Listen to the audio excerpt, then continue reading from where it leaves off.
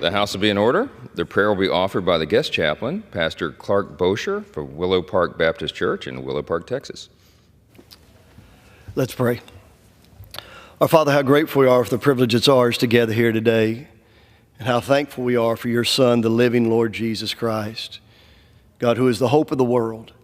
We're thankful that, God, we can confess our sins and know that, God, we cannot save ourselves, and that, God, we can turn to your Son, the Lord Jesus. He said, whosoever shall call upon the name of the Lord shall be saved, and we thank you for that.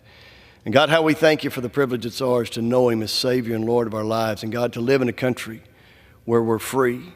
And God, we're free because of men and women who go around the world and who for freedom, God, fight and live and die so that, God, we can have moments like this in our lives. And God, how I pray today that you'd protect our military. I pray you'd bless those men and women all around the world, that they'd know your favor, they'd know your blessings. And God, for the men and women who make up our Congress, would you put your hand upon them? You said, if any man lack wisdom, let him ask of God that giveth all men liberally. So God, would you give them wisdom? Would you give them your favor? Would you give them your anointing? God, would you let them know about life and where it begins and where it ends? And God, who's the giver of life? And that would be you. And so God, I pray today that, God, you'd help us to know that your word says, suffer the little children to come unto me, for of such is the kingdom of God. And God, would you remind us of what your word says in 2 Chronicles, where it says, if my people, which are called by my name, shall humble themselves and pray and seek my face and turn from their wicked ways, it says, then will I hear from heaven and will forgive their sin and heal their land. God, remind us that righteousness exalts a nation, but sin is a reproach to any people. So God, put your hand on us today as a nation. God, give us your mercy. God, give us your grace. God, give us your favor. And God, especially today as Congress meets, would you put your hand on them and let them know that, God, one day all of us will answer to you. One day all of us will give an accounting of our lives and our decisions to you. And God, in advance, I want you to know that we love you. And God, we praise you. And God, we thank you for your Son, Jesus Christ, because it's in his name that we do pray. Amen. The chair has examined the journal of the last day's proceedings and announces to the House the approval thereof. Pursuant to Clause 1 of Rule 1, the journal stands approved. The Pledge of Allegiance will be led by the gentlewoman from Michigan, Ms. Tlaib. I pledge allegiance to the flag of the United States of America and to the republic for which it stands, one nation, under God, indivisible, with liberty and justice for all. Without objection, the gentleman from Texas, Mr. Williams, is recognized for 1 minute.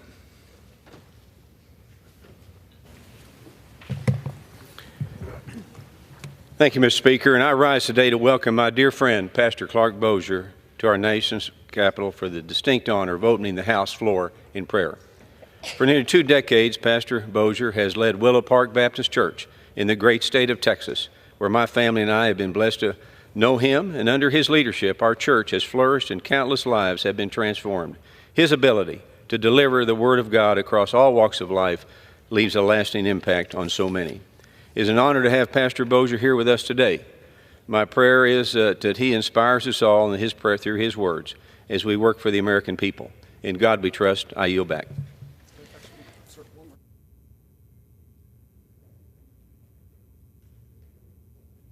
The chair will now entertain up to 5 further requests for 1-minute speeches on each side of the aisle. For what purpose does the gentleman from Pennsylvania seek recognition? Thank you. Mr. Speaker, request unanimous consent to address the House for 1 minute and to revise and extend my remarks. Without objection, the gentleman is recognized for 1 minute. Thank you, Mr. Speaker. Mr. Speaker, I rise to congratulate Cadet Colonel Corey Matejovich on earning the General Carl A. Spaatz Award. The Spaatz Award is Civil Air Patrol's highest cadet honor. Since 1964, the Spaatz Award has been presented to cadets who have demonstrated excellence in leadership, character, fitness, and aerospace education. Cadets qualify for this prestigious award after progressing through 16 achievements in the CAP cadet program. Along the way, they develop self-discipline, leadership abilities, and the foundations necessary for pursuing a career in aviation, space, or technology. Recently, Howard native Cadet Colonel Corey Matejovich earned his Spaatz Award. He is among only 2,559 individuals to have achieved this honor. Along with the Spaatz Award, Colonel Matajovic is an exceptional student and athlete, ranking in the top % of his class and competing in 3 varsity sports.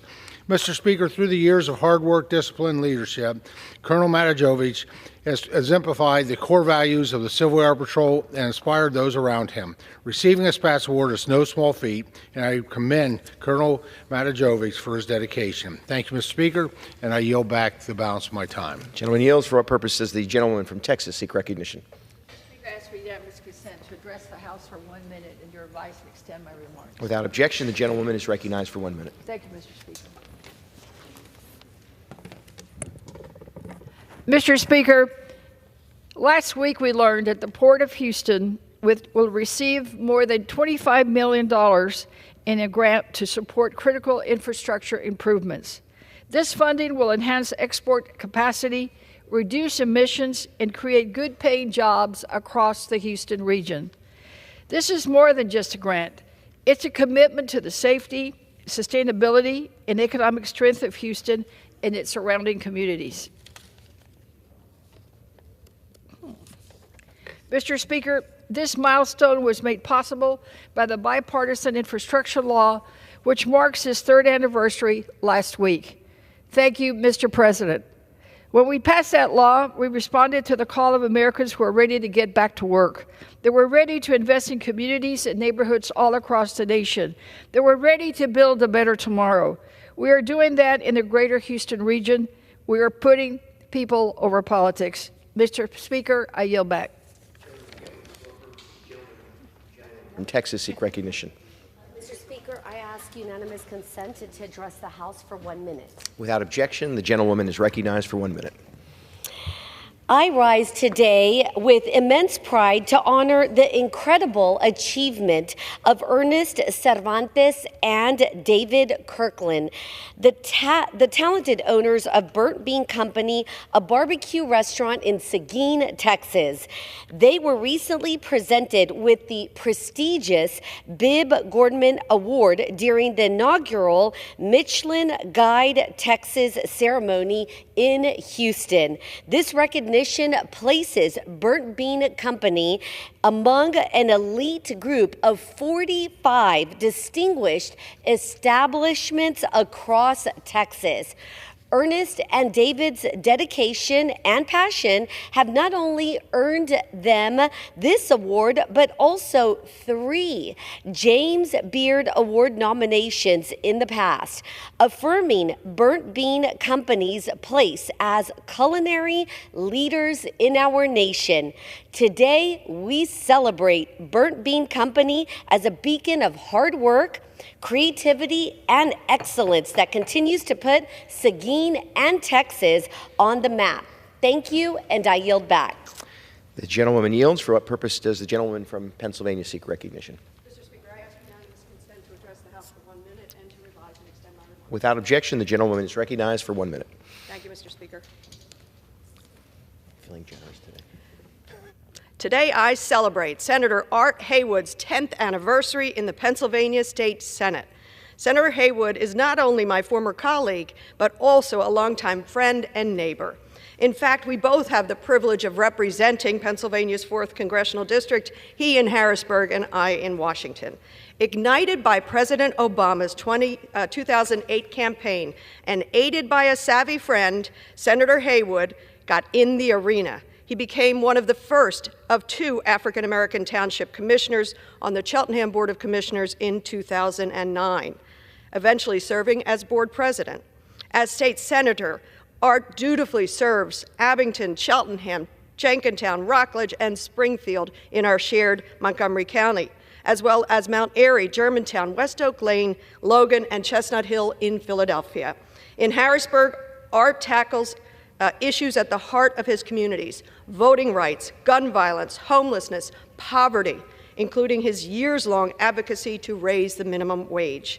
When he's not fighting for us, you might find Art riding his bike and connecting with neighbors. Together with his wife, Julie, co-chair of the Cheltenham School District, the Haywoods, community time leaders. has expired. Congratulations, Art. I yield back. Gentleman yields. For what purpose does the gentleman from Florida seek recognition? Speaker, I ask ask for unanimous consent to address the House and for 1 minute to revise and extend my. Without objection, the gentleman is recognized for 1 minute. Thank you, Mr. Speaker. I rise today to celebrate National Apprenticeship Week, a time to recognize the value of hands-on training and the incredible opportunities of apprenticeships that are offered to American workers and businesses.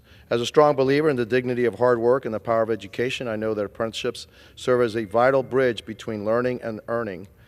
They empower individuals to gain valuable skills in industries that form the backbone of our American economy, all the while earning a paycheck and building a lifelong career.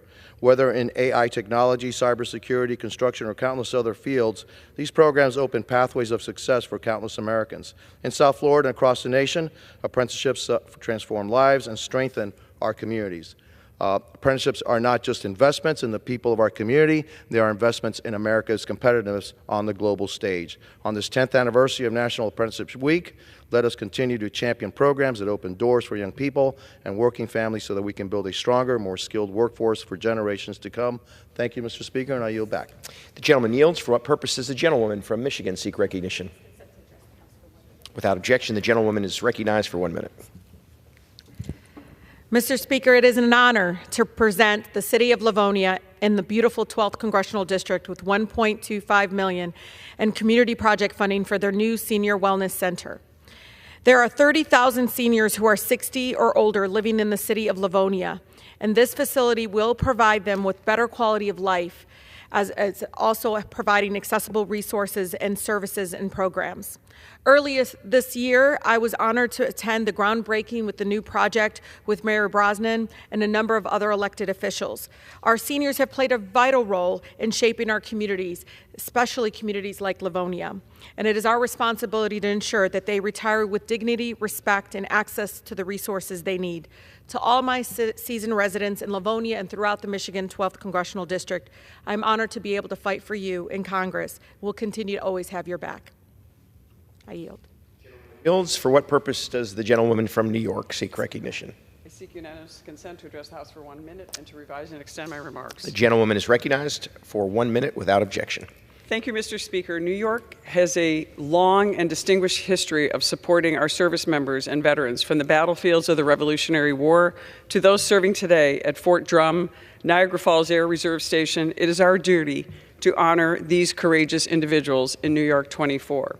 We especially remember the members of our armed services who have been wounded in combat and awarded the Purple Heart, a symbol of the highest form of service and sacrifice to our country. The Purple Heart Memorial in Niagara County and the Purple Heart municipalities along the New York State Purple Heart Trail help ensure that their bravery is recognized and preserved for generations. Today, I rise to advance these efforts by officially proclaiming New York's 24th Congressional District as a Purple Heart Congressional District. This designation will place New York 24 on the New York State Purple Heart Trail, preserving the legacy of Purple Heart recipients for generations. It is a tribute to the exceptional men and women who have sacrificed for our nation and a reminder to never forget the true cost of freedom. With that, Mr. Speaker, I yield. Gentlewoman yields. For what purpose does the gentleman from Washington seek recognition? Ask unanimous consent to address the House for 1 minute. Without objection, the gentleman is recognized for 1 minute. Thank you, Mr. Speaker. Mr. Speaker, today I rise to honor and remember Lieutenant Commander Lindsay Miley Evans and Lieutenant Serena Doug Weilman, two naval aviators who died during a routine training flight near Mount Rainier on October 15th. Lieutenant Commander Evans and Lieutenant Weilman were exemplary leaders who deeply believed in their country, their mission, and their fellow naval aviators. Both natives of California, Lieutenant Commander Evans and Lieutenant Weilman proudly served their country with the Electronic Attack Squadron, or VAQ-130, also known as the Zappers, which is based at Naval Air Station Whidbey Island in my district. Both recently returned from a 9-month deployment at sea, distinguishing themselves in combat operations to defend U.S. and coalition forces and ensure freedom of navigation in the Red Sea and the Middle East. In a tribute to Lieutenant Commander Evans and Lieutenant Weilman, Naval Air Station Whidbey Island wrote that beyond their names and ranks, they were role models, trailblazers, and women who influenced and touched countless people on the flight deck and well beyond. My sympathies are with the families of Lieutenant Commander Evans and Lieutenant Weilman during this very difficult time, and on behalf of my constituents, I thank them for their service and sacrifice. With that, I yield back. Gentleman yields. For what purpose does the gentleman from California seek recognition? Mr. Speaker, I ask unanimous consent to address the House for 1 minute and to revise and extend my remarks. Without objection, the gentleman is recognized for 1 minute. Mr. Speaker, I rise to remember a giant of the legal world, Ted Olson. It may seem odd that a Democrat would stand on the floor of the House of Representatives to honor this rock-ribbed Republican lawyer. Remember, this is the man who successfully argued Bush v. Gore and later represented the Bush administration before the Supreme Court. But Mr. Olson's conservative vision did not come at the expense of those who some of his peers sought to relegate to the margins. He stood up for people like Dreamers and LGBTQ+ Americans because he understood that everyone had the right to pursue the American dream. I'm personally grateful that he took up and won Hollingsworth v. Perry, the case that overturned California's Proposition 8 and restored marriage equality to my home state of California. As we honor Mr. Olson, I remain hopeful that my Republican friends will honor his vision for conservatism, one that brings people together and not divides them. Thank you, and I yield back. Gentleman yields. For what purpose does the gentleman from Missouri seek recognition? Mr. Speaker, pursuant to House Resolution 1576, I call up the bill H.R. 9495, the Stop Terror Financing and Tax Penalties on American Hostages Act, and ask for its immediate consideration in the House. The clerk will report the title of the bill. Union Calendar Number 616, H.R. 9495, a bill to amend the Internal Revenue Code of 1986 to postpone tax deadlines and reimburse paid late fees for United States nationals who are unlawfully or wrongfully detained or held hostage abroad, to terminate their tax-exempt status of terrorist-supporting organizations and for other purposes. Pursuant to House Resolution 1576, the amendment in the nature of a substitute recommended by the Committee on Ways and Means printed in the bill is adopted, and the bill as amended is considered read.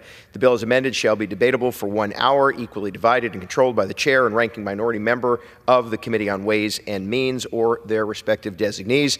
The gentleman from Missouri, Mr. Smith, and the gentleman from Texas, Mr. Doggett, each will control 30 minutes. The chair now recognizes the gentleman from Missouri, Mr. Smith. Mr. Speaker, I ask unanimous consent that all members have 5 legislative days to revise and extend their remarks and submit extraneous material on the bill under consideration. Without objection. Thank you, Mr. Speaker. I rise today in support of H.R. 9495, the Stop Terror Financing and Tax Penalties on American Hostages Act. This legislation ends the flow of tax subsidies to any U.S. nonprofit that has clearly violated its tax-exempt status by providing material support to terrorist organizations. At the same time, this bill ends the unfair treatment of Americans who are held hostage by terrorist organizations or wrongfully detained by foreign governments, by ensuring that when they return home, they are not dealing with penalties from the IRS for past due taxes owed from the time that they were held in captivity. To be clear, we were here just last week to consider the same piece of legislation. This piece of legislation received unanimous approval by the Ways and Means Committee and contains provisions that already passed this House with overwhelming bipartisan support and received unanimous consent in the U.S. Senate. And yet, despite that consistent showing of bipartisan support, the majority of our Democrat colleagues voted last week to block passage of this bill. Why? Why did they block passage of this bill? Because President Trump won the election. Don't take my word for it. Our Democrat colleagues said it themselves on this very House floor. This very House floor. Nevertheless, we are back here today to consider this bill under a rule so that we can advance this common sense policy despite the partisan antics we witnessed last week. Those who opposed this legislation last week invented all sorts of excuses. We heard a number of fear-mongering scenarios under which they now believe the authorities in this bill might be abused. But every concern raised by Democrats has been addressed in this bill to ensure due process and to protect legitimate nonprofits. Moreover, instead of engaging in the myths we hear from the other side, we have real-world examples that show why this bill is desperately needed to end the tax-exempt status of organizations that have provided material support to terrorists. As I noted last week, we have evidence of a U.S.-based tax-exempt entity that helped fund the hiring of a so-called journalist whose real day job was working for Hamas and holding Israeli hostages in his home. There is also the U.S.-based tax-exempt organization that financially sponsors a foreign entity that the Biden Treasury Department has designated a sham charity because of its support for terrorism. And yet, both of those U.S.-based nonprofits still enjoy tax-exempt status under the Biden administration. In fact, this week, I once again called on the IRS to revoke the tax-exempt status of the organization supporting that fake charity because the Biden administration has yet to do so. In no circumstances, not one circumstance, should the U.S. taxpayer be asked to subsidize this activity by allowing such organizations to retain their tax-exempt preferential status. Unlike the made-up stories our colleagues told last week, and that they will no doubt continue to tell this week, this is the reality. And there is absolutely no excuse for it, Mr. Speaker.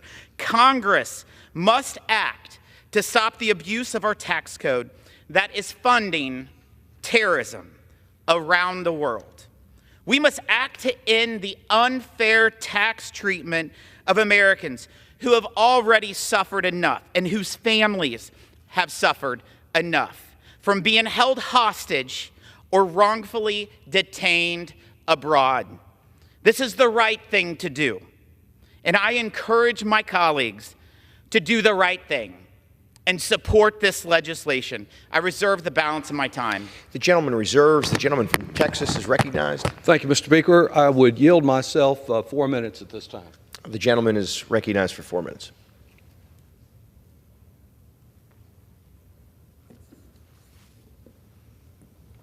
This is the death penalty bill that we're considering today, the bill that empowers Donald Trump to extinguish the life of any nonprofit, of any civic society group, which happens to be on his enemies list. Authoritarianism is not born overnight. It creeps in. It erodes our freedoms. A tyrant tightens his grip, not just by seizing power, but when he demands new powers and those who can stop him willingly cede and bend to his will. Opposing terrorism and hostage taxation, truly, those are not even issues this morning. But fascism is. And today we must show that we are more than a speed bump on the path, on the march to fascism. Of course we oppose terrorism and all who support terrorists. That's why it's already a federal criminal offense to provide material support for terrorism or foreign entities that are supporting or engaged in terrorism. Tax-exempt organizations are already prohibited from engaging in illegal activity. What current law does not prohibit, however, is the type of sweeping power advocated today to enact a revenge campaign and silence any nonprofit or public media outlet that may criticize Donald Trump, assist the many innocent people he demonizes, or those who simply don't offer enough support to satisfy him. There are so many groups in America, almost 300, that have expressed their concern about this bill and their opposition to it.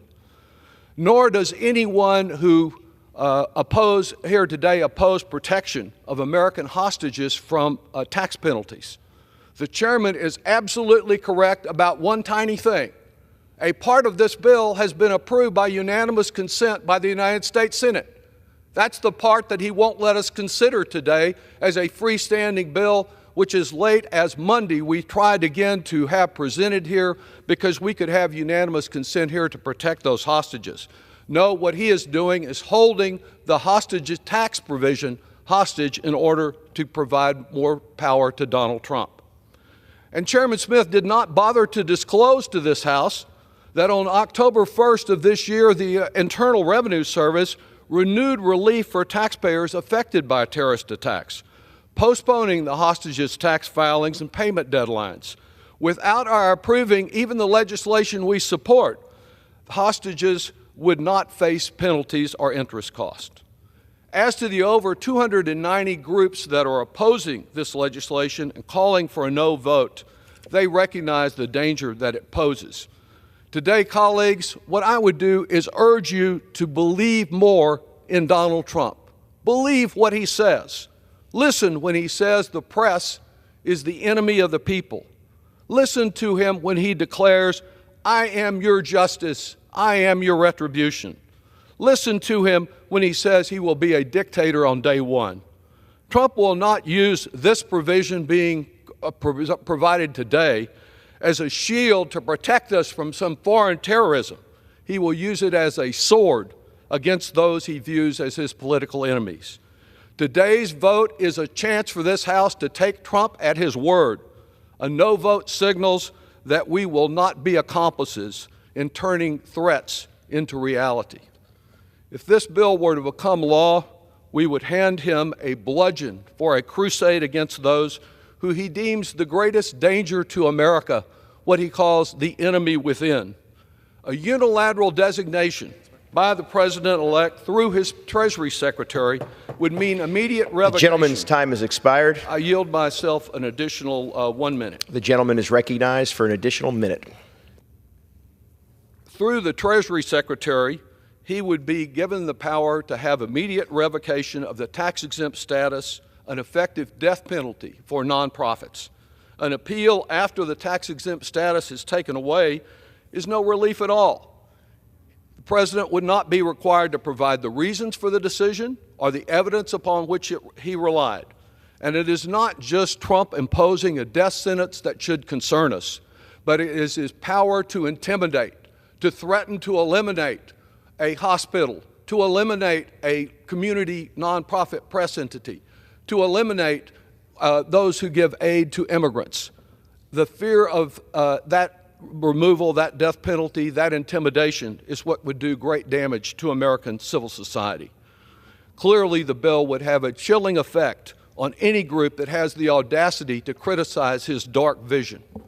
So surely the first rule of confronting a wannabe tyrant is not to provide him more tools to achieve that tyranny. I yield back. I reserve the balance of my time. The chair would remind members, despite the passion with which we might use to debate an important piece of legislation, that we are to refrain from engaging in personalities towards the president and president-elect, suggesting dictatorship or the elimination of human lives should be considered seriously.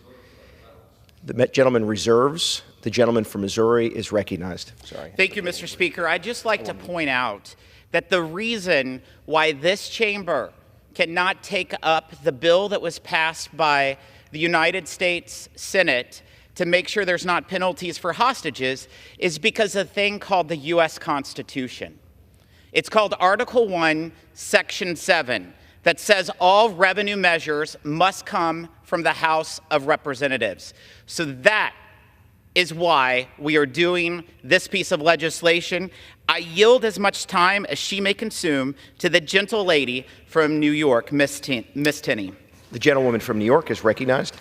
Thank you, Mr. Speaker. I rise in support of my bill, H.R. 9495, the Stop Terror Financing and Tax Penalties on American Hostages Act, which has been the subject of political hysteria since the election of President Trump on November 5th. I want to be clear to my Democratic colleagues, most of whom supported Congressman Kustoff's legislation last April, about what this bill actually does. The bill does two things.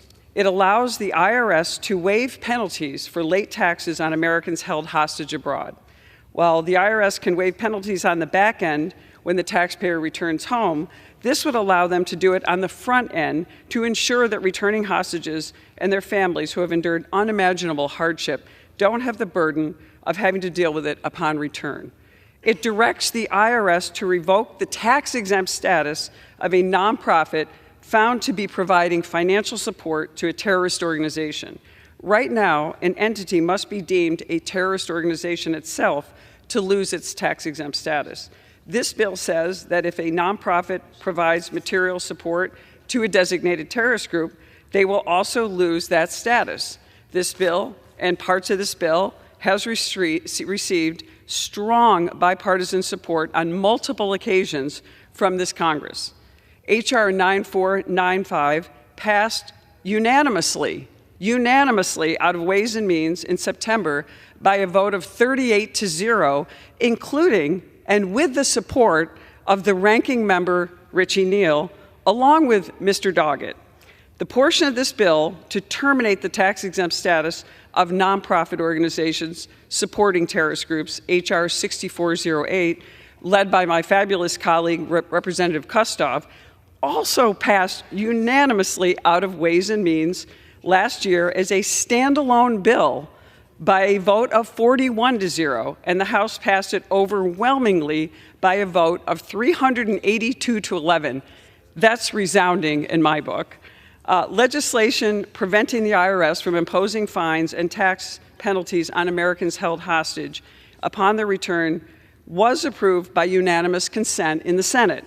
It is shameful that Democrats that supported this common sense position are now opposing it and citing the election of President Trump as the reason, and also manufacturing concerns about the targeting of nonprofits' tax-exempt status for unrelated purposes. I want to clarify, Treasury can only revoke tax-exempt status under this legislation if the nonprofit in question is providing material support to terrorist groups designated under long-standing statutory standards. There are no changes to those standards or the executive branch's ability to make those designations. There is even an opportunity to cure included in this bill, where the organization can make reasonable efforts to recoup funds given to the terrorist organization, imagine that, given to a terrorist organization, and certify in writing to Treasury that they will not provide any further support to said organization, and they will not lose their nonprofit status. Organizations abusing tax-exempt status to funnel money to terrorist organizations has been a pervasive issue, which was exposed by Chairman Smith's ongoing investigation into various nonprofit groups' ties to foreign terrorist organizations. This is a crucial time for Congress to act and to make it clear that we stand for our fellow citizens who have endured unthinkable circumstances abroad, like my constituent, Ryan Corbett of Dansville, New York. He is husband to Anna and father to Anna. He and his wife Anna are father to 3 children, Ketsia, Miriam, and Caleb. Today marks the 834th day since he has wrongfully been detained by the Taliban in a 9 by 9 foot cell. It is a tragic situation. In closing, I urge my colleagues, especially my Democratic colleagues, not to put their hatred of President Trump, and I dare say Trump derangement syndrome. By the way, there's no vaccine and no cure that we know of right now for that, which is obvious from what we're seeing on the other side. And let's not put the needs of terrorist adversaries ahead of helping American hostages and their families, stopping the flow of cash to terrorists that are actively working to harm the United States by supporting H.R. 9495. I urge my colleagues to grab some common sense and allow this bill to pass and put some relief finally in the hands of the people who greatly need it, those in harm's way. Thank you, Mr. Speaker. The gentlewoman yields. The gentleman reserves. The gentleman from Texas is recognized. Mr. Speaker, before calling on my colleague to speak, I would yield myself 15 seconds to respond because the gentlewoman well knows that... The gentleman is recognized for 15 seconds. Thank you. The gentlewoman well knows that at that very hearing, when we chose not to block her bill from coming to the floor, I raised the same concerns as did Mr. Byer that we have today and asked them to amend it, to provide due process in this bill, the very thing they've refused to do. With that, Mr. Speaker, I would ask for 3 minutes to be provided to our distinguished colleague who's in the same position from the Ways and Means Committee, Ms. Chu of California. The gentlewoman from California is recognized. I rise in strong opposition to H.R. 9495, legislation that would grant dangerous new powers to allow the incoming administration to target its political enemies. Crucially, it's already illegal for anyone, including nonprofit organizations, to provide material support to foreign terrorist organizations. And prosecutors are already empowered to indict and convict individuals of terrorism charges based on evidence of wrongdoing. But this bill would create a new tool that allows the Treasury Secretary to mete out punishment for tax-exempt organizations based solely on accusations, even without evidence. Keeping in mind the President-elect's long crusade of vengeance and grievance, along with his announced cabinet nominations of his cronies and loyalists, my many constituents have been contacting my office all week, and they and I are very uncomfortable with the creation of this new power. There would be nothing to stop the incoming Trump administration from using this tool to cancel the tax-exempt status and therefore incapacitate any civil society or nonprofit organization with which the president disagrees. This could be an organization that provides legal support for immigrants facing mass deportations, or clinics that provide life-saving reproductive health care. While the bill does lay out a process for organizations to appeal the accusations brought by the Treasury Secretary and retain their tax-exempt status, there is little consolation when the final determination lies within the same secretary that made the accusations in the first place. And unfortunately, these dangerous, nonsensical provisions have been attached to unrelated legislation that would accomplish the very, very worthy goal of providing relief to American hostages for unfair tax penalties they incur while wrongfully detained abroad. The Senate has already passed this measure as a standalone bill unanimously. The House should follow suit by stripping the bill before us today of its controversial provisions to provide hostages and their families with the relief they deserve. But in its current form, I will vote no, and I urge my colleagues to do the same. I yield back. Gentlewoman yields. The gentleman reserves. The gentleman from Missouri is recognized. Thank you. Thank you, Mr. Speaker. Mr. Speaker, I'd like to insert into the record a September 24th, 2024 letter from the Committee on Ways and Means to the IRS that refers the Alliance for Global Justice to the IRS for revocation of its tax-exempt status. Without objection. Thank you, Mr. Speaker. The Alliance of Global Justice, an Arizona-based tax-exempt organization, currently fiscally sponsors Sam Idun, a group which was recently designated as a sham charity and financial support of terrorists by what? The Biden Department of the Treasury. Despite this letter to the IRS, the Alliance still maintains its tax-exempt status in the United States. This letter, coupled with their recent designation as a financial supporter of terrorist organizations, demonstrates the need for H.R. 9495 and the risk of not passing this legislation. I would also point out that, as the prior speaker said, that we should rip out the controversial legislation within this bill. That controversial piece of legislation passed this body by a vote of 382 to 11. Doesn't sound too controversial to me. I'm pleased to yield as much time as he may consume to the gentleman from Tennessee, Mr. Kustoff. The gentleman from Tennessee is recognized. Thank you, Mr. Speaker, and thank you to Chairman Smith. Mr. Speaker, I rise today in strong support of H.R. 9495, the bill titled the Stop Terror Financing and Tax Penalties on American Hostages Act. I'm proud that it's a bipartisan bill, and in my opinion, it will make much-needed improvements to our tax code. I also do want to thank my colleagues, Representative Claudia Tenney from New York, Brad Snyder from Illinois, and Dina Titus from Nevada, for joining me in introducing this legislation. And I do want to thank Chairman Jason Smith for his strong support and leadership with this bill. Mr. Speaker, today, right now, there are American citizens being held captive by terrorist groups and foreign adversaries. Under our current law, Americans who've been detained illegally abroad may be subject to certain tax penalties and IRS fees. It is our responsibility to bring these Americans home and, frankly, to fix this unacceptable flaw in the federal tax code. The last thing that Americans should have to deal with is more government tape and bureaucracy.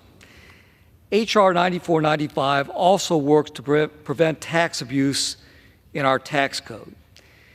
Since the horrific attack on Israel by Hamas, the Ways and Means Committee has investigated terror groups and bad actors that threaten the U.S. and our allies. One finding, Mr. Speaker, which should enrage all of us, is that there are tax-exempt nonprofits operating in the United States despite being suspected of providing support to terrorist groups such as Hamas.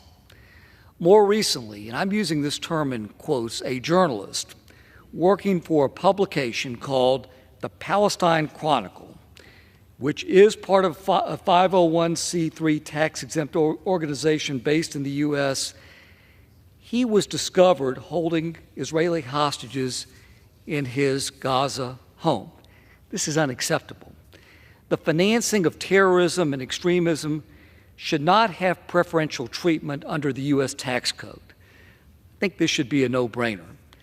This legislation will revoke the tax-exempt status of any organization found to have provided, here are the key words, material support or resources to a designated terrorist group within the past 3 years.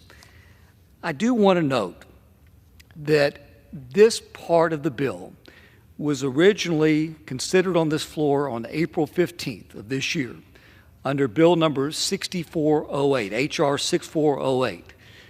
The language in H.R. 6408 affecting these tax-exempt groups is the same language in the legislation that we're considering today.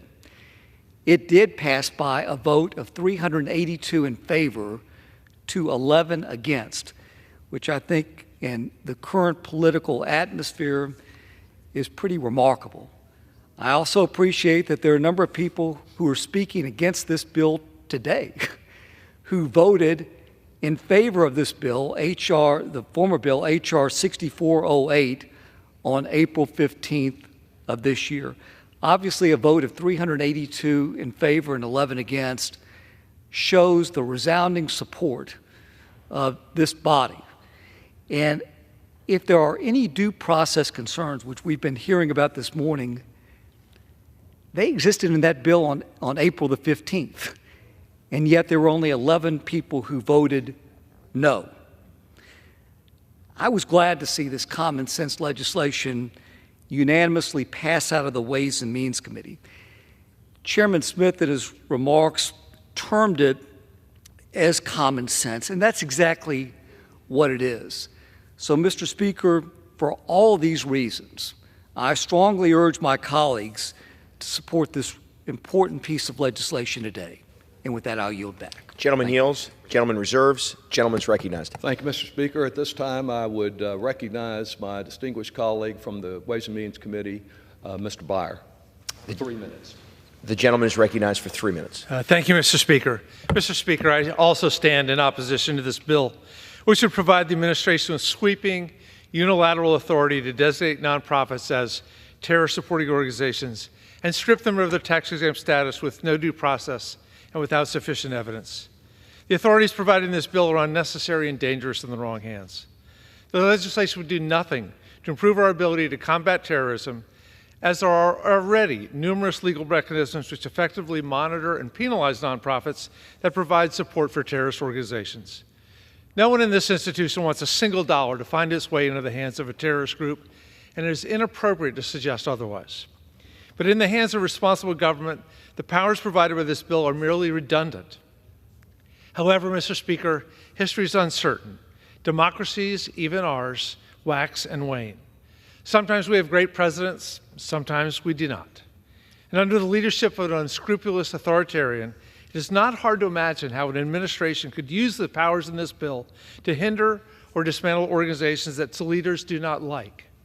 Mr. Speaker, some 15 years ago, before I was here, there was a huge controversy over the IRS under Barack Obama investigating nonprofit organizations that may not have actually been nonprofits, that they were political organizations, campaign organizations, promoting ideologies, doing nothing to help the American people. Turns out there were as many on the left doing this, perhaps, as on the right. However, my Republican friends were apoplectic about this because they said a president can unscrupulously cross out, take away our tax-exempt status of these NGOs that are our rightful thing. It is fair right now to consider that Democratic presidents, Republican presidents could misuse this power. I voted for it with concerns a couple of weeks ago, but that was before organization after organization has met with me, called my office, sent letters, community foundations across this region, hardly terror-supporting organizations terrified that their nonprofit status will be taken away from them unjustly and inappropriately. It is deeply unfortunate that this was matched with a very good common-sense legislation. Congresswoman Dina Titus, Claudia Tenney, and I on the postponing and fees for the taxpayers unlawfully detained as hostages. This is what passed the Senate overwhelmingly. So preparing this deeply controversial legislation that we have all woken up to the potential, not just because of Donald Trump, but because the nonprofits who could be affected by it are aware of its impact. It happened immediately right after it came out of Ways and Means. So for this reason, I urge my colleagues to oppose 9495 and hope that we can find a path forward to provide desperately needed relief for the Americans who have been wrongfully detained overseas. With that, I yield back. Gentleman yields. Gentleman reserves. The gentleman from Missouri is recognized. Thank you, Mr. Speaker. Only in Washington is a bill that passed 382 to 11 considered deeply controversial. A bill that says U.S. tax dollars should not subsidize terrorist organizations. The other side views that as deeply controversial. That's a statement you just heard in the prior speaker. That's very, very unfortunate. That's what the American public is so upset with Washington, is that they're completely out of touch with reality. I yield as much time as he may consume to the gentleman from Kansas, Mr. Estes. Gentleman from Kansas is recognized. Well, thank you. Mr. Speaker, I rise today in strong support of a common sense bill that should receive unanimous support in the chamber today. H.R. 9495, the Stop Terror Financing and Tax Penalties on American Hostages Act. Our discussion today is against the backdrop of the atrocious attacks on Israel by Hamas terrorists more than a year ago. And while nearly 6,000 miles away from our nation's capital, 7 Americans, 3 of whom are presumed dead, are still held captive by Hamas. Mr. Speaker, I know this bill won't bring them home, but it does 2 critical things to prevent the support of terrorists and to provide some relief when our brothers and sisters do arrive back on U.S. soil. First, it ends the tax-exempt status of organizations that support terrorist groups like Hamas. This is a no-brainer. We shouldn't reward organizations that provide resources to terrorists or other terrorist-supported organizations. It's unconscionable to think that organizations supporting the savages who are holding American hostages would be in the same tax category as the Red Cross, the Salvation Army, or local churches throughout Kansas. The United States shouldn't be giving any incentive for organizations to be helpful for terrorists, period.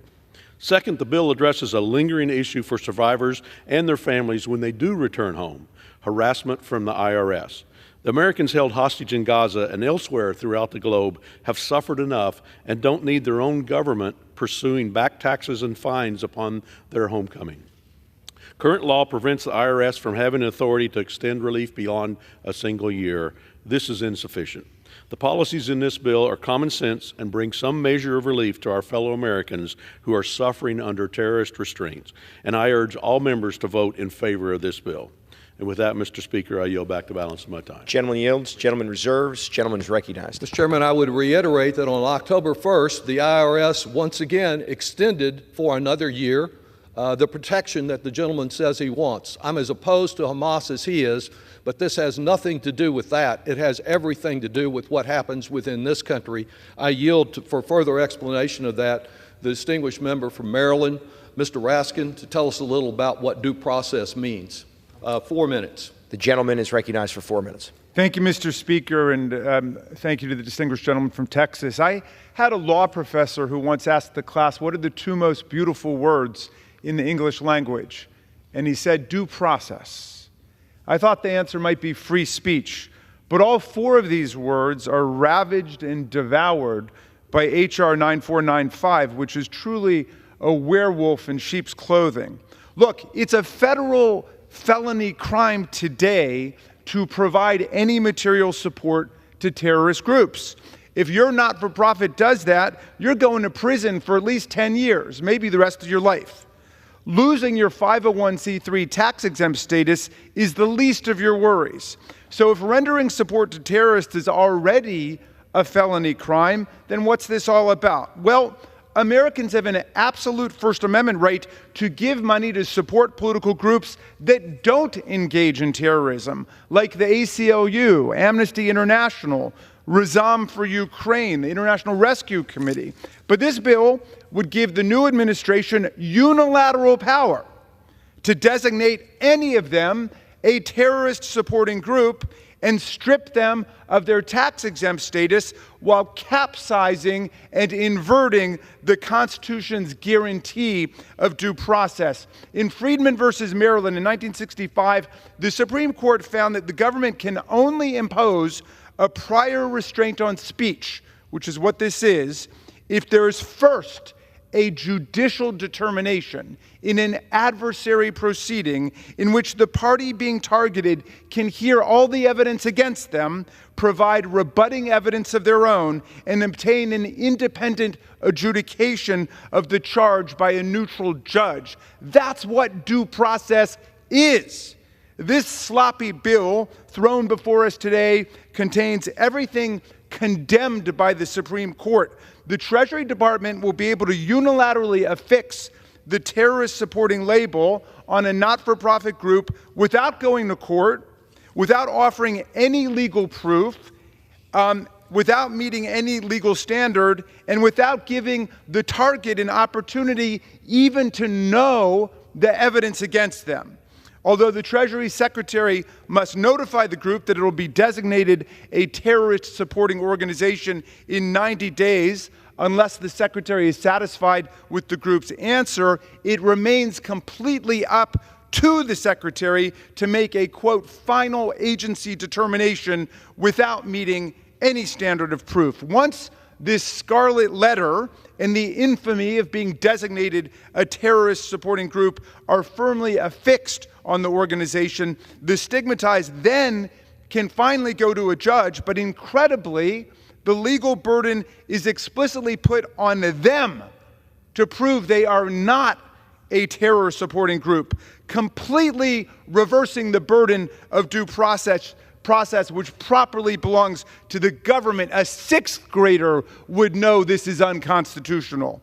This is an unlawful power to vest in any president and a dangerous power to vest in a president who shows no qualms about leveling threats of retribution and revenge against his enemies.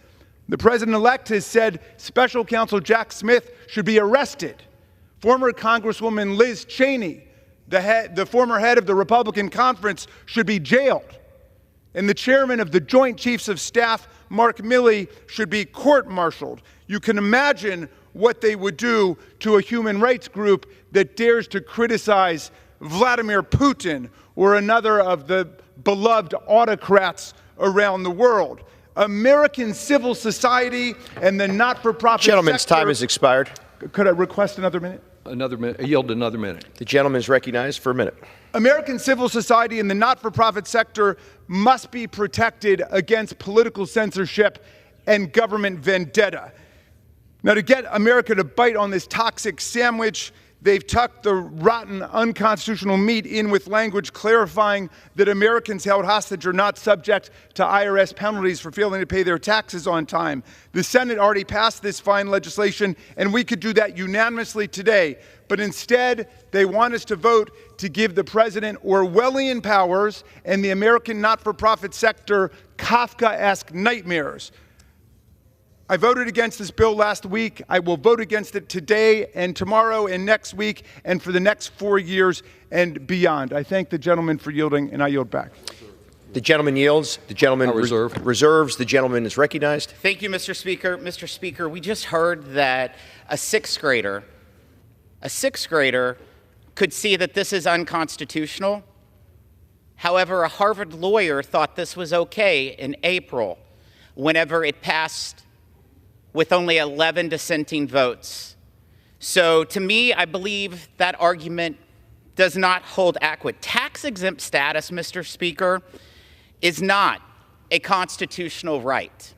It's not a constitutional right. But there is still robust due process protections in this bill that we worked out with our Democrat colleagues before passage in the Ways and Means Committee. Though that didn't stop, the gentleman from Maryland from voting in favor of these same exact identical provisions earlier this year. I yield as much time as he may consume from the gentleman from Pennsylvania, Mr. Smucker. The gentleman is recognized. Mr. Speaker, what we're witnessing on the floor today is, I believe, one of the most bizarre arguments against the bill that I've seen since I've been here in my 8 years in Congress. In fact, look over there and see how they're contorting themselves to say they're against this bill. Remember that old game we used to play as kids, Twister? It looks like a game of Twister over on that side today. Let's first about the facts in this bill. Today's 411 days since Hamas terrorists they capture and continue to hold men, women, and children, including 7 American citizens hostage in the Gaza Strip. And in the wake of those attacks, nefarious groups have leveraged their status as nonprofits under Section 501c3 of the tax code to provide material and financial support to Hamas. We have examples. One is the Alliance for Global Justice, which is linked to the Popular Front for the Liberation of Palestine, which the State Department designated as a terrorist organization. Another example is the Popular Media Project, which employed a Hamas spokesperson who held 3 Israelis hostage at his home in Gaza. Mr. Speaker, we don't negotiate with terrorists, so why should we allow tax advantage groups to fund them? Why should taxpayers be on the hook to subsidize organizations aiding Hamas terrorists and continuing to hold American citizens hostage? And why did our colleagues on the other side of the aisle, when Mr. Doggett passed on September 11th, voted for this bill passing out of the Ways and Means unanimously? Why was it okay to prevent the funding of terrorists by nonprofits then, but it's not okay to do so now? Why did our colleagues on the floor of the House vote for this, but not now. They say it's because suddenly we have Donald Trump as our president. So you're saying, folks, this would have been okay if President Harris had been elected, but not with Donald Trump? Maybe it makes sense because under Democrat presidents, the IRS did target conservative groups. Where was your outrage at that when the IRS was targeting conservative groups? And do you know that President Trump won the election by a wide margin? He has a mandate by the American people. He won the popular vote. He won 312 electoral votes. The American people believe that Donald Trump will save this country, will put this country on the right path. They don't believe that he's a fascist. They don't believe that he's the kind of dictator that you think he will be. Talk about election denialism. When are you going to accept that President Trump won this election and that President Trump will do what is right for the American people? Mr. Speaker, this is the most bizarre argument that I've heard on this bill, the most bizarre argument I've heard since I've been in Congress. They've completely reversed their vote in just a few months. It's unbelievable, Mr. Speaker. It's sad. This is a bill that it has parameters around the bill. They say now suddenly it doesn't have parameters. It simply says if a nonprofit is supporting a terrorist organization, their tax status should be revoked. It's a common sense bill. Do not believe what they're saying today. I ask my colleagues to support this bill. Thank you, Mr. Speaker. The gentleman yields. The chair would remind my colleagues to direct their comments to the chair, to not engage in personalities towards the president or president-elect, nor to repeat the language of engaging in personalities against the president or president-elect. Absolutely, the gentleman is Mr. recognized. Speaker. The gentleman's trying to turn the world upside down. We are the ones who accept election results. We're not the ones that storm the Capitol. We're not the ones that still deny the results of the last election. We believe in democracy and the will of the people and the responsibility of the members of this body to stand up and exercise effective checks and balances. With that, Mr. Speaker, I would ask for 2 minutes for the distinguished ranking member of the Veterans Affairs Committee, Mr. Takano, who was here with me last week to oppose this very bad bill. The gentleman is recognized for 2 minutes. Mr. Speaker, I rise in strong opposition to H.R. 9495. As members of Congress, it is our duty to stand against terrorism and stand up for our common values. But this bill does neither. What does it do? What it does is grant sweeping, draconian powers to the executive branch to essentially shut down any nonprofit. And on what basis would future administrations, Democrat or Republicans, be able to exercise such power? On a mere accusation. I repeat, an accusation. All nonprofits could be under scrutiny. These are decent people who are advocating on issues from religious freedom to animal welfare. Now, why would conservatives, the very same people who gnash their teeth at executive overreach, support such a measure? Why would they suddenly about face and sacrifice the values they claim to stand for? Because this is a gift to the president-elect, Mr. Trump, wrapped up in a bow right before the holidays. On the campaign trail, he has made no secret of who he would seek to go after. But this is bigger than the president-elect, because now every president who would be king would be free to seek vengeance on their political opponents for every perceived slight. I caution my colleagues to consider how far-reaching the consequences of this bill would be. This bill would apply to all future presidents. At a time when we should be strengthening our checks and balances and shoring up our guardrails, this legislation would do the opposite. So in the strongest possible terms, I urge my colleagues to vote against this executive branch power grab, and I yield back. I reserve. The gentleman yields. And the gentleman reserves. I reserve. Thank you. The gentleman from Missouri is recognized. Thank you, Mr. Speaker. One of the speakers on the other side who had previously voted in support of this bill said last week when explaining his new opposition, quote, "With Trump's election, the conditions have changed." We just heard that from the prior speaker. as well. If they thought Ms. Harris would have been the president-elect, they would still be supporting this bill.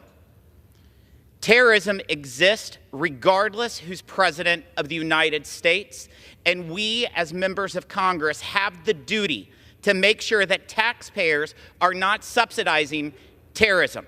It's very, very simple. I'm pleased to yield 2 minutes to the gentleman from Florida, Mr. Bean. And from Florida is recognized for 2 minutes. Thank you very much, Mr. Chairman. Mr. Speaker, common sense will tell you that an American held hostage overseas probably is not going to get a chance to file their taxes. Common sense, Mr. Speaker, will tell you that they probably won't even get a chance to file an extension. So, Mr. Speaker, you would think that that hostage American being held hostage overseas should not be subject to penalties and interest on taxes that went unpaid during their captivity. But, Mr. Speaker, that's not the case in Crazy Town. Mr. Speaker, you would also think that American tax dollars should not be used to subsidize groups supporting terrorist activities. But remember, this is Crazy Town. Mr. Speaker, it's time to bring common sense back to Crazy Town, and that's why we need H.R. 9495, the Stop Terror Financing and Tax Penalties on American Hostages Act. The bill would bring common sense and allow the IRS to waive penalties for late taxes for Americans held hostages overseas, and would direct the IRS to revoke the tax-exempt status of a nonprofit found providing financial support to a terrorist organization. Mr. Speaker, it's just common sense. I yield back. Gentleman yields. Gentleman reserves. Gentleman from Texas is recognized. Thank you, Mr. Speaker. At this time, I would yield 1 minute to the gentlelady from Michigan, Ms. Tlaib. The gentlewoman is recognized for 1 minute. This is going to be my third time voting against this bill because I don't care who the President of the United States is. This is a dangerous and an unconstitutional bill that would allow unchecked power to target nonprofit organizations as political enemies and shut them down without due process. If you really truly cared about the hostages or Americans being held captive, the Stop Tax Penalties for Hostages is already here as a standalone bill that passed out of the Senate. So let's not make it about that. This legislation is part of a broader assault on our civil liberties, including our right to dissent in our country. It aims to criminalize the very social justice movements fighting for justice at peace here at home as well as abroad. Make no mistake, this bill is not only, and I constantly have said this to folks, this is not just about Palestinian human rights advocacy organizations. This is about the NAACP, the ACLU, Planned Parenthood, folks that have been trying to make it safe for our kids to go to school away from gun crisis and violence.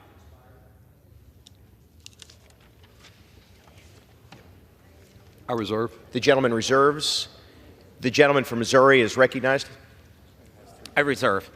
Gentleman reserves. Gentleman from Texas is recognized. Mr. Speaker, how much time remains on each side? The gentleman from Texas has 10 and a half minutes. From Missouri has 3 minutes. 3 minutes? No, right. 10 and a half minutes to the gentleman from Texas. Mr. Speaker, at this time I would yield 1 minute to the gentlelady from Washington, Ms. Jayapal, the chair of the Progressive Caucus within our Democratic Party. The gentlewoman is recognized for 1 minute. I'll give you a minute and a half. I'll give you a minute. Yeah. Okay. Mr. Speaker, I rise in strong opposition to this bill, giving Donald Trump and any future president unfettered power to punish civil society groups, news outlets, hospitals, and universities with zero due process. This bill is an authoritarian play by Republicans to expand the sweeping powers of the executive branch to go after political enemies and stifle political dissent. It allows Republicans to empower Donald Trump to go after enemies at will, to put out of business hospitals that provide reproductive care to women, to label environmental advocates as eco-terrorists, to target humanitarian organizations or the foundations that support them, to punish news organizations and think tanks that put out research or policies that contradict Donald Trump, to obliterate civil liberties groups who seek to protect those very liberties from authoritarianism. Americans want checks and balances, not a blank check for a president to label anyone. Mr. Speaker, I would yield the gentlelady another minute. The gentlewoman is recognized for another minute. Americans want checks and balances, not a blank check for any president to label anyone as a terrorist without evidence. Providing material support to terrorist groups is already a crime and can be criminally prosecuted. But this bill removes all due process protections. That's exactly why the same bill failed on the House floor last week. But instead of moving on and taking on the real economic issues that are facing Americans today, or working simply to fund the government, Republicans are fixated on giving unchecked powers to the Trump administration. Weaponizing the government is the foundation of Trump's Project 2025. It is step one of Trump's project in action. With this bill, the only guardrail against authoritarian abuse to any voice of dissent to his agenda will be Trump's imagination. Vote no on abusive, unchecked presidential powers. I did last week, I will this week, and any other time it comes up. I yield. The gentleman yields. Gentleman reserves. Gentleman. Mr. Speaker, yes, I reserve. Gentleman reserves. Gentleman's recognized. Thank you, Mr. Speaker. I just want to point out the prior speaker voted for the exact language that she was railing against for due process, the exact language in April. In April, the only thing that has changed, the only thing that has changed for the majority of the people changing their votes over there is Donald Trump was elected president. That's unfortunate. I reserve. The gentleman reserves. The gentleman from Texas is recognized. Thank you, Mr. Speaker. At this time, I would yield 1 minute to the gentlelady from Missouri, Ms. Bush. The gentlewoman is recognized for 1 minute. Thank you, Mr. Speaker. St. Louis and I rise in opposition to H.R. 9495. What we're witnessing today is straight out of a comic book, the part where the villain's origin story turns into a revenge plot. After years of stewing, Trump is ready to enact his plan, and H.R. 9495 is one of his weapons of choice. With Trump, we face an administration obsessed with silencing dissent and with punishing those Trump deems his enemies. Every day we watch unqualified TV personalities and accused sexual abusers walk into what would be his cabinet. Why? Because loyalty to Trump is the only qualification that matters. H.R. 9495 takes that demand for loyalty even further. It hands Trump unchecked power to crush his opposition. This bill is about control, it's about revenge, and stifling free expression. News flash, America doesn't bow to wannabe dictators. We will not fight, we will fight your petty revenge plots at every turn. We will not stop fighting. You work for us and we do not work for you. This bill is an affront to democracy. The gentlewoman will suspend. The gentlewoman's time has expired. The chair would again remind my colleagues to please direct your comments to the chair. The gentleman from Missouri is recognized. Thank you, Mr. Speaker. I disagree with everything the prior speaker had said, my colleague from Missouri. But what I will say is that at least she's consistent. She was one of the 11 that voted against the bill in April. Unfortunately, we've seen a lot of other people flip-flop, and that is what's unacceptable. I reserve.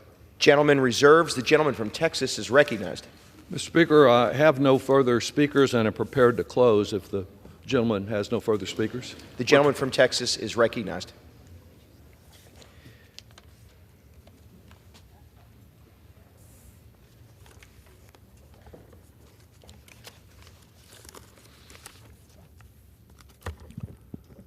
Mr. Speaker, let me reiterate what is not at stake today. That is tax relief for the hostages. The IRS issued an order on October 1st, as it had issued an order previously. If we pass no legislation, they have protection. That's never been denied here. And indeed, we offered other protection. The Constitution was used as an argument against our approving that very relief. Mr. Byer, others have a bill here that could easily have been taken up here in the House, but no, they want to hold the hostage tax bill hostage for their other unfortunate purposes. And the second thing that is not at stake is our opposition to terrorism. Everyone, Republican and Democrat, oppose terrorists, want to do all that we can to prevent terrorists from affecting this country, affecting Israel, the Middle East, any other part of the world. And we have laws on the books today to do just that. They've been used against terrorist organizations. They've been used against those who support terrorist organizations, but they have been used with regard to due process. And the only reason they have this bill up here is to empower future presidents to ignore those two vital words of due process. Let's talk a little about what is at stake here. Mr. Smith presented to this body a letter that he sent the IRS on September the 24th. I have that letter here. It was one of 9 letters he sent to the IRS on 24th, and he is complaining that less than 2 months later, they have not acted on all 9 of his letters. He says that he is only interested in protecting legitimate nonprofits, not any illegitimate nonprofits. Well, if we look at his letters as I have, we find out what he considers to be material support to terrorism that he wants to prohibit, and it is the very kind of thing that is at stake in this bill that a future president, our president-elect, could use to undermine civic organizations all over this country. One of the organizations that he wants to deny, wants to terminate their nonprofit status, the material support that they provided to terrorism was that they had a protest, and they engaged in civic disobedience. And surprisingly, I would say, the same organization that he complains about has protested one of my speeches. I believe America is stronger when we permit dissent in all its forms, as long as it is done in a proper way. And let's think a little bit about civil disobedience. There are today 151 members of this Congress who are women. Does anyone think they would be here if the suffragettes had not had the willingness to engage in civic disobedience and be taken to jail from out in front of the White House? We have 64 African American members in this Congress today.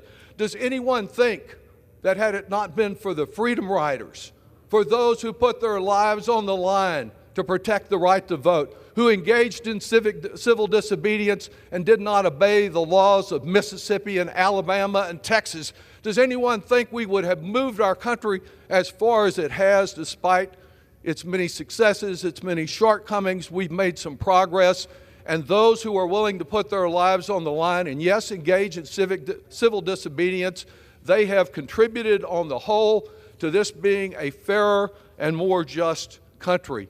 And to deny, to terminate the life of a civic organization because they choose to engage and face the penalties of civil disobedience, but not the elimination of their right to exist as a nonprofit organization. Protests are inconvenient. The one I had was inconvenient. Sometimes they're misconceived, they get out of hand, but over our nation's history, nonviolent protests and acts of civil disobedience have made this a more equal country. We all live in a better nation today because people and civic organizations have stood up for our democratic values and our fundamental freedoms, even when we found their conduct to be most disagreeable. Now, there has been much made in this debate of the fact that some of us have switched our positions. We've been called flip-floppers. I voted for this part of this legislation 3 times, including the times in committee, though I did ask in committee that it be amended to address the very concerns I'm raising today. But what's the answer to those who may change their vote today, as many will, and vote no? Well, the answer is we listen to our constituents, and the Republicans who support this bill, they were listening also. But as you can tell from the frequent flyer miles they've been earning going back and forth to Mar-a-Lago, they were listening to one person. We were listening to constituents from all over this country, now almost 300 organizations that express concern and fear about what will happen in the next 4 years under a vengeful president against these organizations who this chairman says are not legitimate because they protest. They sometimes engage in civic disobedience. Let me tell you a little bit about who those organizations are and how they cover and involve so many people across this country. The American Civil Liberties Union, boy, do they have their work cut out over the next 4 years and with regard to what is already happening. The American Public Health Association, which may not agree with destroying Obamacare and denying and making people who are poor, who rely on Medicaid, pay for tax cuts for the rich. The Brennan Center, another voice for civil society and civil liberties in our country. Planned Parenthood, which has been attacked by one extremist group as a terrorist organization because it recognizes that abortion care is health care. The AFL-CIO, the Service Employees Union, the United Auto Workers, the American Federation of Teachers, the National Education Association. These are the kind of employee groups and professionals that serve our country, whose voice is being heard, who many of my colleagues who, like I, once voted for this bill, have listened to them and the impact that they think this bill under the incoming president will have on their ability to function and defend working people. The League of Conservation Voters and the Sierra Club, attacked by extremists as being eco-terrorists sometimes when they don't automatically approve every mine that gets opened, every destruction of native lands that occurs, and stand up and speak up for the environment. Reproductive Freedom for All and the Leadership Conference on Civil. Mr. Speaker, I yield back then, and thank you for the time. The gentleman yields. Again, the chair reminds my colleagues not to engage in personalities directed towards a president or president-elect.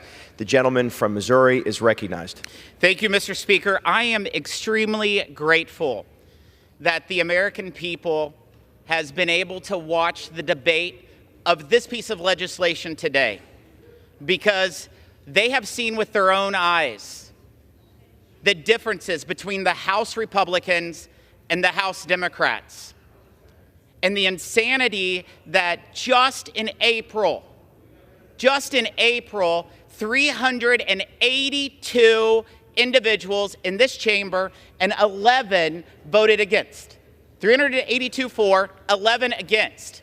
The provisions are the same. The only thing that has changed, Mr. Speaker, according to their quotes on the floor, is Donald Trump was elected president. That's the only thing changed. This bill's very simple. Very simple. If a nonprofit organization is funding terrorism, you lose your tax-exempt status. If we're truly against terrorism, our actions will speak louder, and we will vote for this legislation. But we'll see. We'll see who's brave on the other side, who wants to stand with real America and not woke policies. I yield back. The gentleman yields. All time for debate has expired. Pursuant to House Resolution 1576, the previous question is ordered on the bill as amended. The question is on engrossment and third reading of the bill. Those in favor say aye. Those opposed, no. The ayes have it. Third reading. A bill to amend the Internal Revenue Code of 1986 to postpone tax deadlines and reimburse paid late fees for United States nationals who are unlawfully or wrongfully detained or held hostage abroad, to terminate their tax-exempt status of terrorist-supporting organizations and for other purposes. The question is on passage of the bill. Those in favor say aye. Those opposed say no. The ayes have it. The bill is passed. And for what purpose does the gentleman from Missouri seek recognition? Mr. Speaker, on that I demand the yeas and nays. The ayes and nays are requested. Those favoring a vote by the ayes and nays will rise. A sufficient number having risen, the ayes and nays are ordered. Members will record their votes by electronic device. Pursuant to Clause 9 of Rule 20, this 15-minute vote on passage of H.R. 9495 will be followed by a 5-minute vote on the motion to suspend the rules and agree to House Resolution 915. This is a 15-minute vote.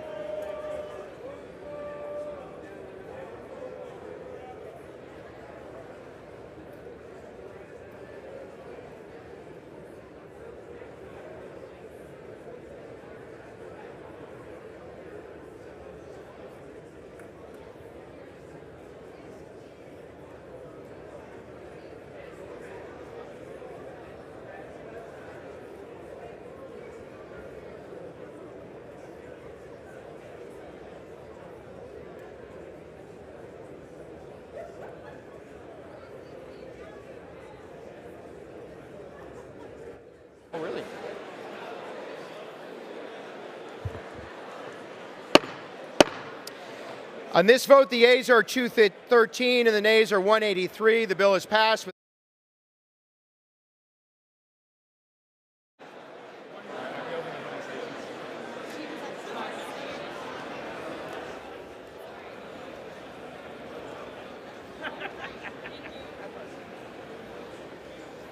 Ms. Slotkin.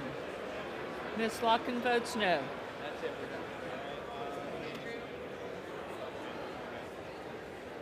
Mr. Van Drew.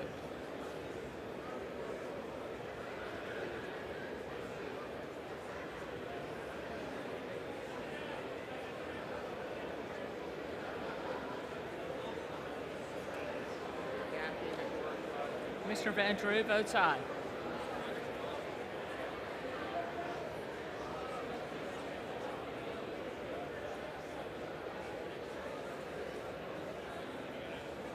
Ms. Rogers of Washington. Ms. Rogers of Washington voted aye.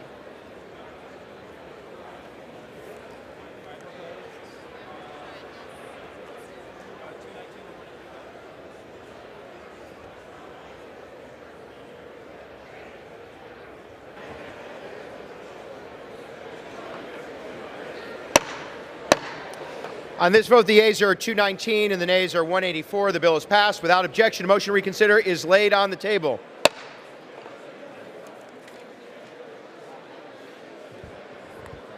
Pursuant to Clause 8 of Rule 20, the unfinished business is the vote on the motion of the gentleman from Guam, Mr. Moylan, to suspend the rules and agree to House Resolution 915, on which the ayes and yeas are ordered.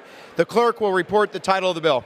House Resolution 915, resolution urging the government of Ukraine to review and modify its decision to suspend adoption by foreign nationals with a view to resuming such adoptions, particularly in cases where the mutual concerns of the governments of Ukraine and of the United States can be substantially addressed.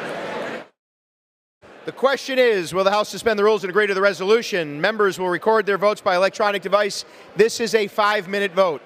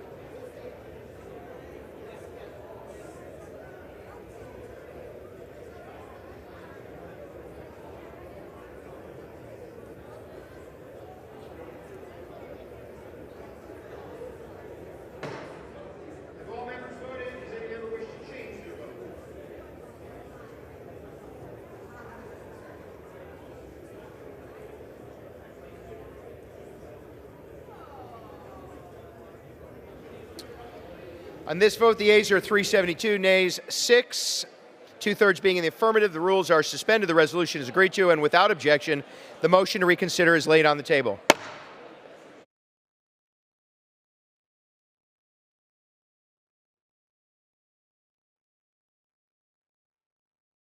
The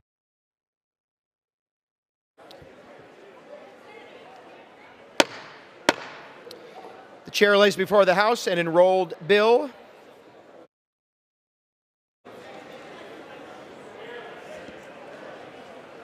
H.R. 3728, an act to designate the facility of the United States Postal Service located at 25 Dorchester Avenue, Room 1 in Boston, Massachusetts as the Caroline Chain Post Office. The chair announces the Speaker's appointment pursuant to Section 803A of the Congressional Recognition for Excellence in Arts Education Act, 2 U.S.C. 803A, and the order of the House of January 9, 2023 of the following individuals on the part of the House to the Congressional Award Board. Ms. Brenda Larson Becker of Alexandria, Virginia. Ms. Susan Bracken Hirschman of Alexandria, Virginia. Ms. Selby Legree Willamette, Illinois. The chair lays before the House a communication. The Speaker's Rooms, Washington, D.C., November 21st, 2024. I hereby designate the period from Thursday, November 21st, 2024 through Monday, December 2nd, 2024 as a district work period under Section 3Z of House Resolution 5. Signed sincerely, Mike Johnson, Speaker of the House of Representatives.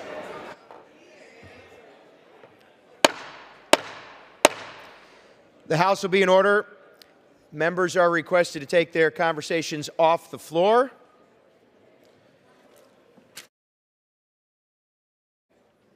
The chair will now entertain requests for 1-minute speeches.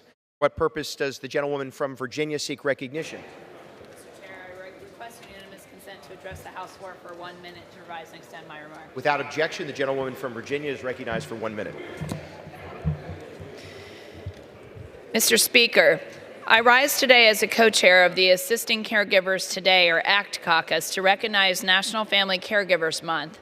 Every November, we bring awareness to the people who dedicate their time, money, and efforts to care for their loved ones. There are roughly 48 million family caregivers in the United States who give around-the-clock care for their family members. On average, caregivers across the country provide nearly $600 billion in unpaid labor annually. In addition to providing these essential services unpaid, more than 3 in 4 family caregivers spend their own hard-earned money to take care of their loved ones. These sacrifices often go unrecognized, so it is important that we, as members of Congress, do what we can to recognize their commitment and ensure they have the resources they need. As the only geriatric nurse practitioner in Congress, I have seen firsthand the challenges they face and the vital services they provide. I'm proud to advocate for caregivers and policies that would make their already difficult situation easier to navigate. Today and every day, we thank those who dedicate their lives to caring for their parents, children, spouses, and other loved ones. Thank you, and I yield back. The gentlewoman yields. The House will be in order. Members are requested to take their conversations off the floor. For what purpose does the gentleman from North Carolina seek recognition? Without objection, the gentleman is recognized. Gentleman will suspend. The House will be in order. Members are requested to take their conversations off the floor. The gentleman from North Carolina is recognized for 1 minute. Mr. Speaker, I rise to honor the teachers, education support professionals, family, volunteers, and above all, learners at all levels. As we celebrate American Education Week, it's essential to reflect on how education shapes our future. Education is the lifeline, especially in Eastern North Carolina. Our commitments demonstrate enormous resilience and a deep commitment to the success of learners. Educators work tirelessly to create an environment where every learner can live the American dream.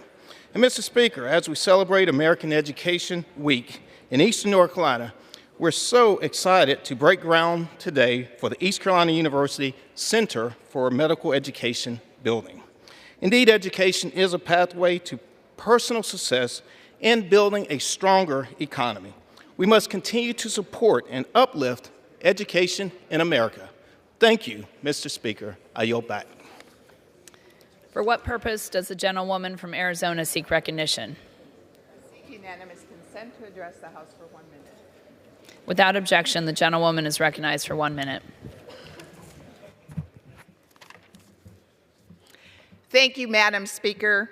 I rise today to recognize the person that helps my world go around, my Deputy Chief of Staff, Brendan Gallo.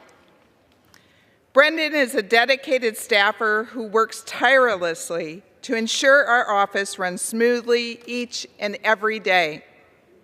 He is committed to serving me and the constituents of Arizona's 8th Congressional District. Whether it's a meeting in our office, a Capitol tour, or a visit to the White House, Brendan is the guy you call to get the job done. A graduate of NYU and a Pennsylvania native, Brendan joined my team in 2020 and has shown his commitment to public service throughout his tenure. I cannot thank him enough for his dedication to me, our district, the state of Arizona, and the nation. As I leave Congress, I have no doubt Brendan will go on to do great things as he continues his public service.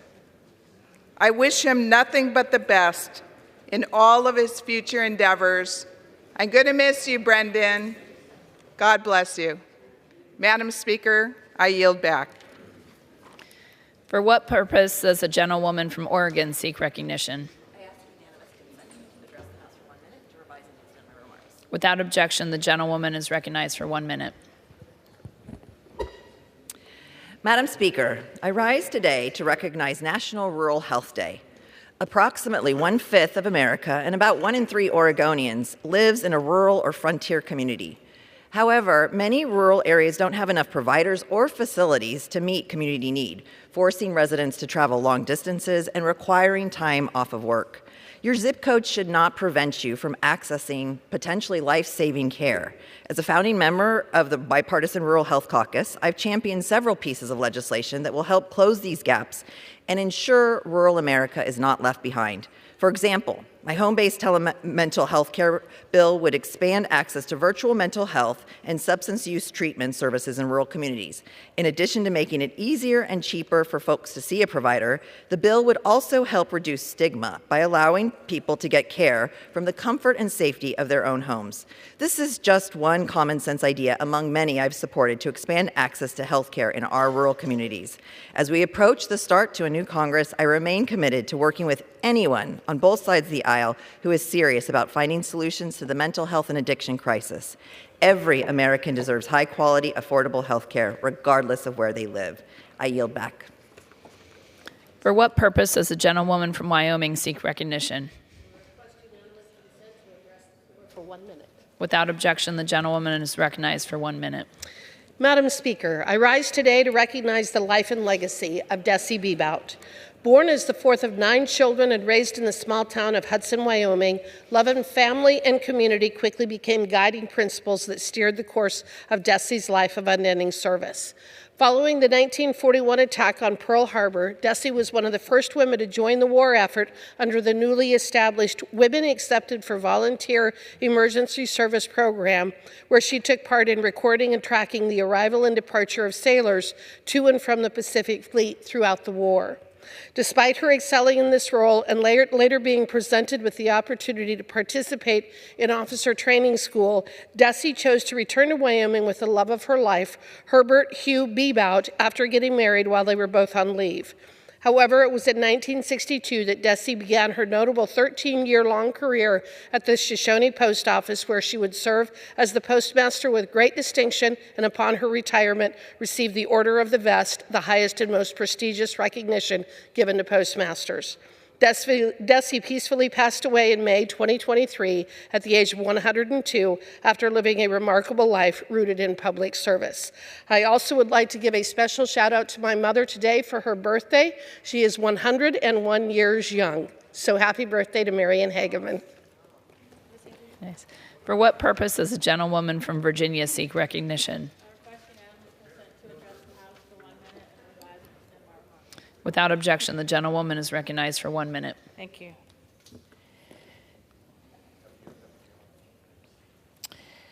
Madam Speaker, the Commonwealth of Virginia is home to 7 federally recognized Indian tribes, including the Chickahominy tribe in my district. But in addition, we have 4 state-recognized tribes, one of which is the Nottoway Indian Tribe of Virginia, which received state recognition in 2010. During the October recess, I had the opportunity to visit the tribe's Community House and Interpretive Center in Southampton County, where I met with Chief Lynette Allison and Tribal Chair Denise Walters to discuss their rich history. The Nottoway people first appear in the written record in 1650 when merchant and colonist Edward Bland encountered 2 Nottoway towns on the Nottoway River. These Iroquoian-speaking people live in dispersed communities along the river in present-day Dinwiddie, Isle of Wight, Nottoway, Sussex, and Southampton counties. Today, in honor of Native American History Month, I'm filing a resolution to provide federal recognition to the Nottoway Tribe of Virginia and look forward to finally seeing their sovereignty recognized. Thank you, and I yield back. For what purpose does the gentleman from Minnesota seek recognition? Unanimous consent to address the House and revise and extend my remarks. Without objection, the gentleman is recognized for 1 minute. Madam Speaker, I rise today to honor the life and service of my predecessor, Congressman Rick Nolan. Congressman Nolan has a long and distinguished history in this chamber. He first served as a representative of Minnesota's 6th Congressional District from 1975 through 1981, and then returned to Congress to serve as a representative of Minnesota's 8th Congressional District from 2013 to 2019.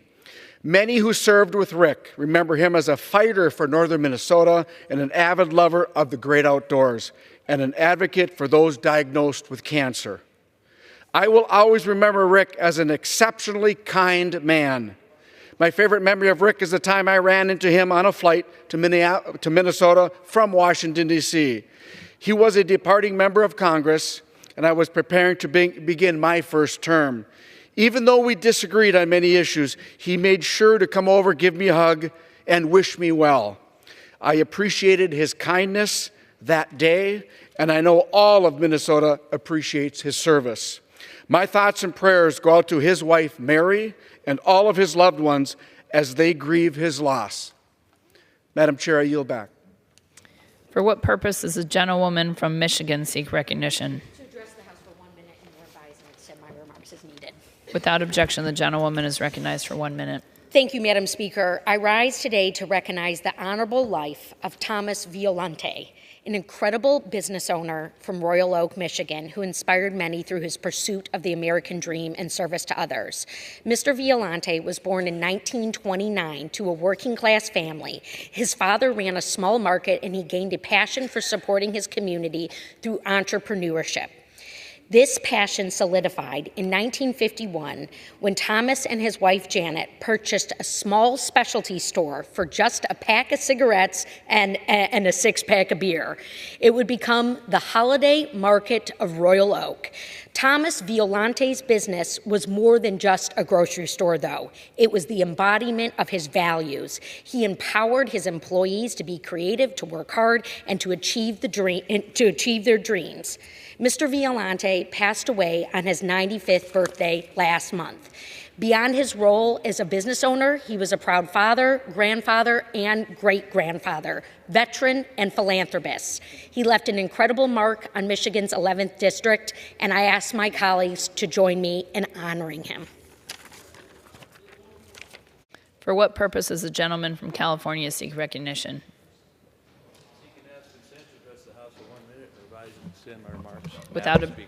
Without objection, the gentleman is recognized for 1 minute. Thank you, Madam Speaker. Well, the California Democrats are at it again, doubling down on radical green agenda and threatening personal freedom. A state-funded study has suggested a ban now on gas-powered classic cars from public roads, claiming they're too harmful to the environment. We're talking parade cars, we're talking hobby cars, the stuff people enjoy, the stuff that politicians like to ride in parades in when they're running for re-election. Let's be clear, classic cars are a lot more than just vehicles. They're pieces of our history, symbols of culture, and a source of pride for countless Californians. It doesn't stop there. These same people trying to do these bans, whose green policies could hike gas prices by as much as 85 cents, 90 cents a gallon, they want to force you into an electric vehicle while our power grid can't even handle a summer heat wave. Meanwhile, the elites pushing these bans are still flying in private jets off to meetups and overseas and cruising on their big yachts, which spew far more emissions than the classic cars they want to outlaw. It's not about saving the planet, it's about control. We need to call out this hypocrisy and stand up for the freedoms of individuals, for their automobiles, for what have you. So I can speak for a lot of them knowing that you will pry my 68 Mustang gear shift out of my cold, dead fingers. I yield back. For what purpose does the gentlewoman from Texas seek recognition? Madam Speaker, I ask unanimous consent to address the House for 1 minute and to rise and extend my remarks. Without objection, the gentlewoman is recognized for 1 minute. Thank you. Today I rise to honor an incredible milestone for a wonderful institution in the 18th Congressional District. The Community of Faith Church, which was founded after the vestiges of slavery, is celebrating 150 years of faith, service, and community impact. Founded in 1873 by the Reverend Jack Henry Yates, a former slave who defied the odds and went on to establish businesses, schools, churches. This congregation has a rich history of perseverance and resilience.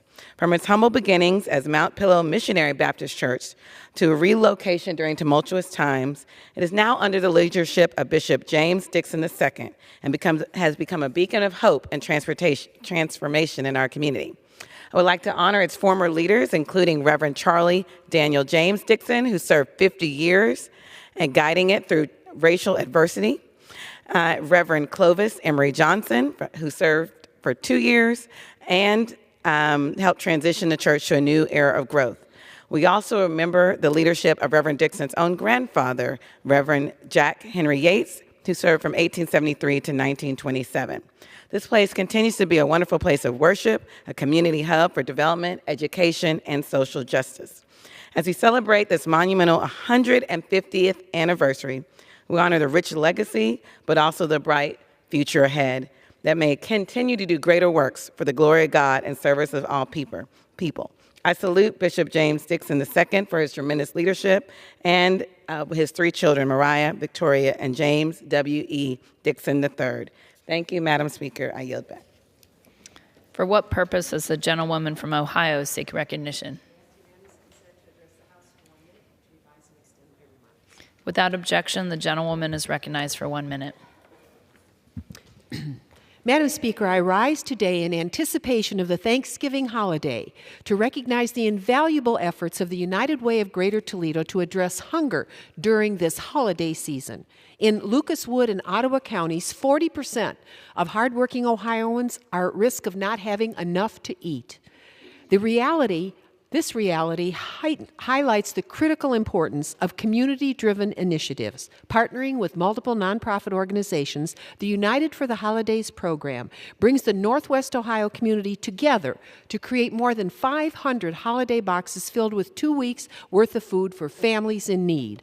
Not only are these volunteers delivering food, but also hope and dignity to our neighbors in a season of giving and a time of need due to high food prices. We are all committed to fighting hunger year-round, and I'm honored to keep fighting for laws that expand access to school meals and food coupons for our seniors in our summer fruit and vegetable programs and emergency food support across our communities. No family should face an empty table in the United States of America. The majority party must move the long-delayed Farm Bill forward in order that our people can eat.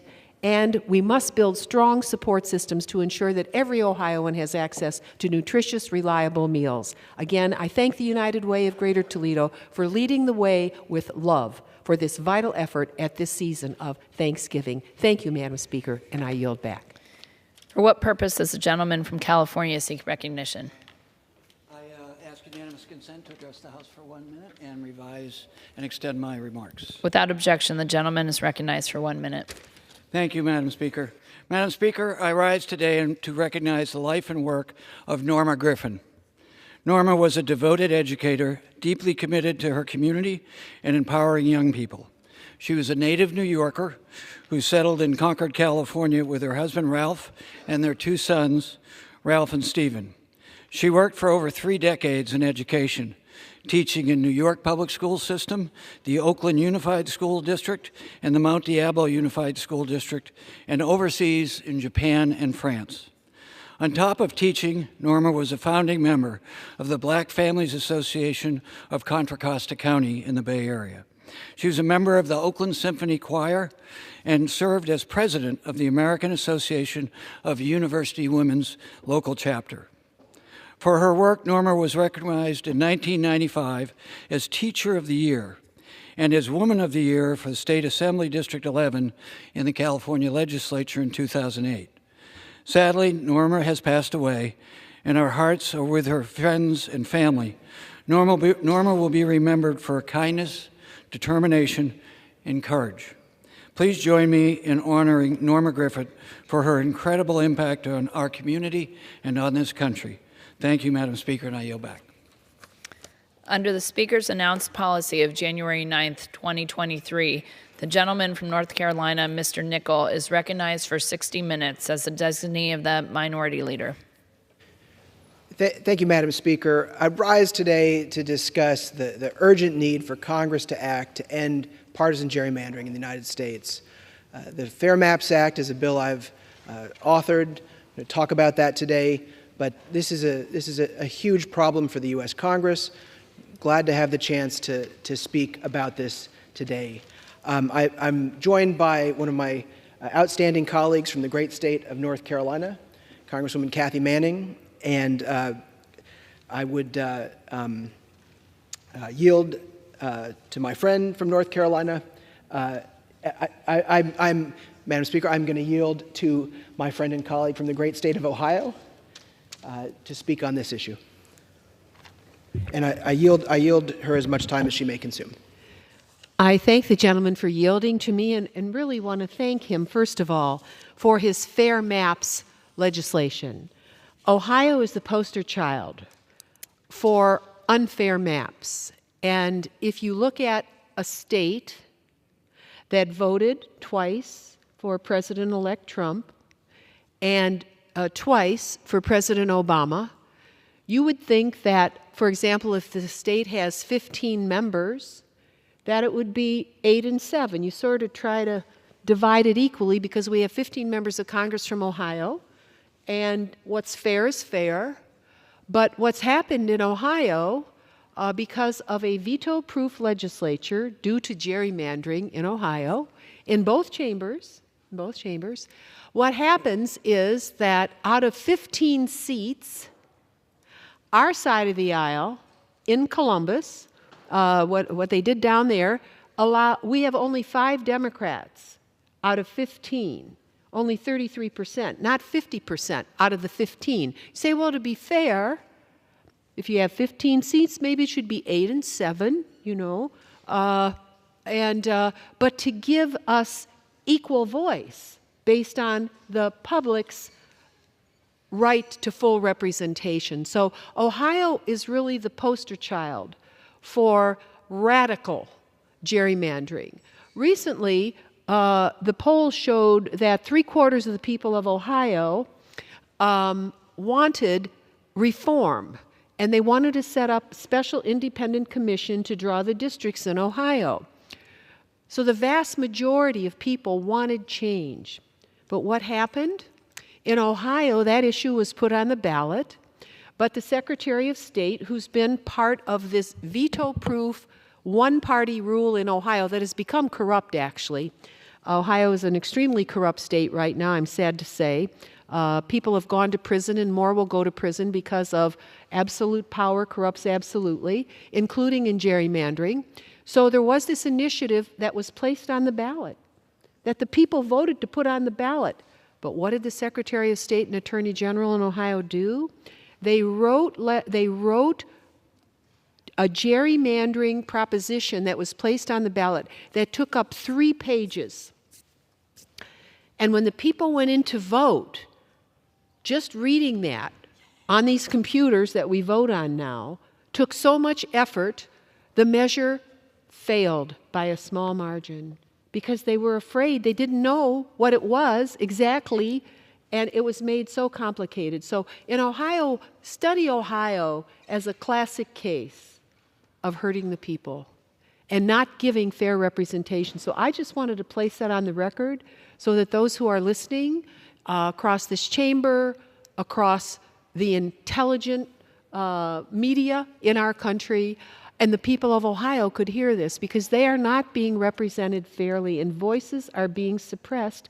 And that really goes against the very principle of one person, one vote, one person, one mind, to be able to have all of those views properly reflected. So I want to thank the Congressman for introducing the Fair Maps initiative and focusing on this really critical matter of democratic voice for the people of the United States of America. I yield back my time, but I can't compliment you enough. I'm proud of your work, and thank you for doing this. I'm grateful to my colleague from the great state of Ohio, a true champion for Ohio families. And Madam Speaker, I'm going to talk about this a lot today, but in 1984, we had 190 members elected to Congress in split-ticket districts. These are districts that voted for a president of one party and a member of Congress for another. This election, it looks like we're just down to 13. Representative Kaptur was one of those and has a great story to tell. And now I'm very glad to yield to my friend from North Carolina, and I yield the distinguished gentlelady from North Carolina as much time as she may consume. Thank you so much. I want to thank my good friend from North Carolina, Representative Wiley Nickel, for holding this special order hour so that we can talk about such an important issue. The issue that strikes at the very heart of our democracy, and that is gerrymandering. Last year, in my state of North Carolina, the Republican-led General Assembly passed blatantly gerrymandered congressional districts engineered with one clear purpose: to reduce the number of Democrats in Congress. These new maps deliberately distort the will of the people, systematically diluting the votes of Democratic-leaning areas, like my district. Communities of interest were split, districts were manipulated with surgical precision, leaving many voters voiceless in the very communities they call home. In my own 6th district, the city of Greensboro was a city of 300,000 people, was split into 3 parts, each piece combined with far-flung ruby red rural districts. The majority of Greensboro was drawn into a district stretching across 10 counties all the way to the Tennessee border. In doing so, the new maps also separate the heart of Greensboro from High Point and from Winston-Salem, effectively dismantling a triad district, a community of interest that deserves cohesive representation. Remarkably and not coincidentally, the newly drawn 6th district gives a 16-point advantage to a Republican candidate over a Democratic one. As someone who has lived in Greensboro for 4 decades, I am outraged by the brazen disregard Republicans in Raleigh have shown the citizens of my district. And let's be clear, this is not democracy at work. This is political manipulation at its worst, designed not to represent the people, but for partisan gain. And I want to give a little bit of history about how ridiculous this gerrymandering is and what has taken place, because the Republican-led legislature in North Carolina did the exact same thing in 2021 Despite their own statements that they would keep communities of interest together and avoid splitting counties, they drew a map back then that split my former Triad district into 3 pieces and split 2 counties. My constituents brought a lawsuit. The North Carolina Supreme Court found that the partisan gerrymandering, which the court found based on presentations by esteemed statisticians and computer experts and other experts, that extreme gerrymandering was done with surgical precision, and that violated the North Carolina state constitution. The court ordered the maps to be redrawn, and eventually they had to appoint a 3-judge panel to redraw fair maps. And that panel, 2 Republicans and 1 Democrat, redrew the maps to keep communities of interest together and to avoid splitting counties. And the result? In a truly purple state, where voters have just elected, well, I'm going to come back to that. In a truly purple state, the voters elected 7 Republicans and 7 Democrats to the U.S. House of Representatives. Now, that was in 2021. So what happened to those same maps in 2023? Well, that same North Carolina Supreme Court that found that gerrymandering was not allowed under the North Carolina state constitution, that North Carolina Supreme Court was now dominated by Republicans. And they actually reversed their prior decision. They decided that extreme partisan gerrymandering is just fine in the state of North Carolina. No new facts, no new communities of interest, no new counties, no new law, no new North Carolina Constitution, just new Republican Supreme Court judges.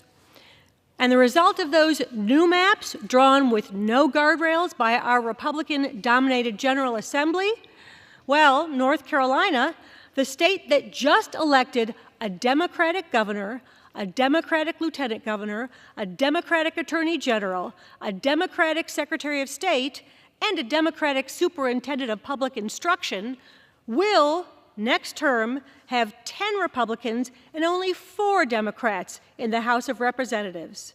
Thanks to the hypocrisy of our Supreme Court, the elected officials of our state have decided who they want to represent, rather than allowing the voters to decide who they want to represent them. In a democracy, the voters should choose who represents them, not the other way around. That's why I was so proud to join my fellow North Carolinian Democratic delegation colleagues, including Congressman Wiley Nickel and Jeff Jackson, whose seats were also targeted by the partisan Republican gerrymander, to introduce the Redistricting, Transparency, and Accountability Act. And thank you to my colleague, Representative Wiley Nickel, for that legislation.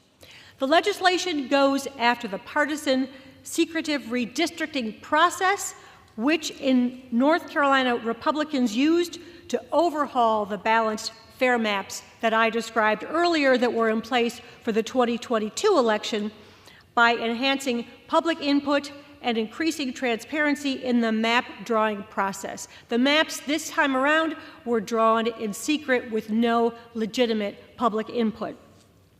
Additionally, I'm proud to co-sponsor the Freedom to Vote Act, which seeks to put an end to partisan gerrymandering once and for all. This critical legislation will ensure that all North Carolinians, Republicans and Democrats alike, have the right to fair representation. While these gerrymandered maps will prevent me from continuing to serve my constituents in Congress, the fight for fair districts is far from over. And I want to take a moment to thank the hundreds of constituents who have called me, texted me, written letters, emailed me, stopped me in the public streets to tell me how disgusted they are by the extreme partisan gerrymandering that will prevent me from continuing to represent them. I appreciate their support. I want them to know what a true privilege it has been for me to represent them and the communities I love so much in the 6th District of North Carolina. I will continue to stand with all those who fight for a system where every voter's voice is heard and every vote truly counts. Thank you. With that, I yield back. Thank you so much to my friend and colleague from North Carolina. She deserves to have a fair shot to come back to Congress and the ability to continue representing her constituents. She was robbed by partisan Republicans in the North Carolina General Assembly who gerrymandered our state with surgical precision. And this is a huge problem, not just for North Carolina, but for the entire rest of the country. Voting rights have been under the legislative microscope for years now, with threats to roll them back and add obstacles for voters who want to cast their ballots. Madam Speaker, I firmly believe voters should choose their politicians. Politicians should not choose their voters. North Carolinians deserve a fair and transparent electoral process that ensures that every voice and every vote is heard and accounted for. This shouldn't be a partisan or political issue. It's about fairness. And in states and in places where voters have a choice, where they are allowed to put ballot initiatives on the ballot, they vote overwhelmingly for fair maps to bring balance to the U.S. Congress. But the fact of the matter is 90% of the people in this Congress come from districts that are gerrymandered or safe seats for Democrats or Republicans. Less than 10% of the seats in this body are in seats like the one that I won in 2022 that are truly competitive, that could go either way. That's what gerrymandering has done to this Congress and to this country. We are on track, Madam Speaker, to be the least productive Congress in our nation's history. And if you want to point your finger on one thing, it is 100% partisan gerrymandering, which is wrecking our democracy, it's wrecking the U.S. House of Representatives, and it's far past time that we end this practice. This, for me, is a personal issue. It's why I got involved in elected office. As a former staffer for President Obama, I traveled all over the country, all over the world with him during his first term in office and his first campaign. And when he left office, like many, I was sad. I was tuned in for his farewell speech, where he said, if you want to fix the way things work in Washington, grab a clipboard, get moving, get organized. I took those words to heart and grabbed my clipboard and was elected to the North Carolina State Senate in 2018. And as he left office, President Obama said, the one thing that we have to fix in this country to bring politics back to the center is to end partisan gerrymandering. He's continued to be a leading voice on this issue, putting his time and attention towards ending partisan gerrymandering. It was one of the main reasons I put my name on a ballot back in 2018 to run for the North Carolina State Senate. And then, as I was elected to the Senate, I continued to work on this issue in North Carolina.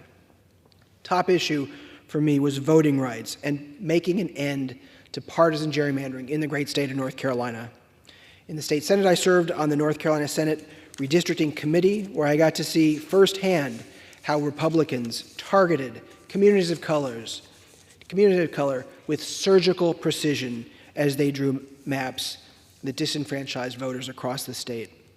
I saw firsthand how the process works and the way that politicians picked their voters instead of allowing voters to choose their politicians. They circumvented the transparency that came with drawing fair maps.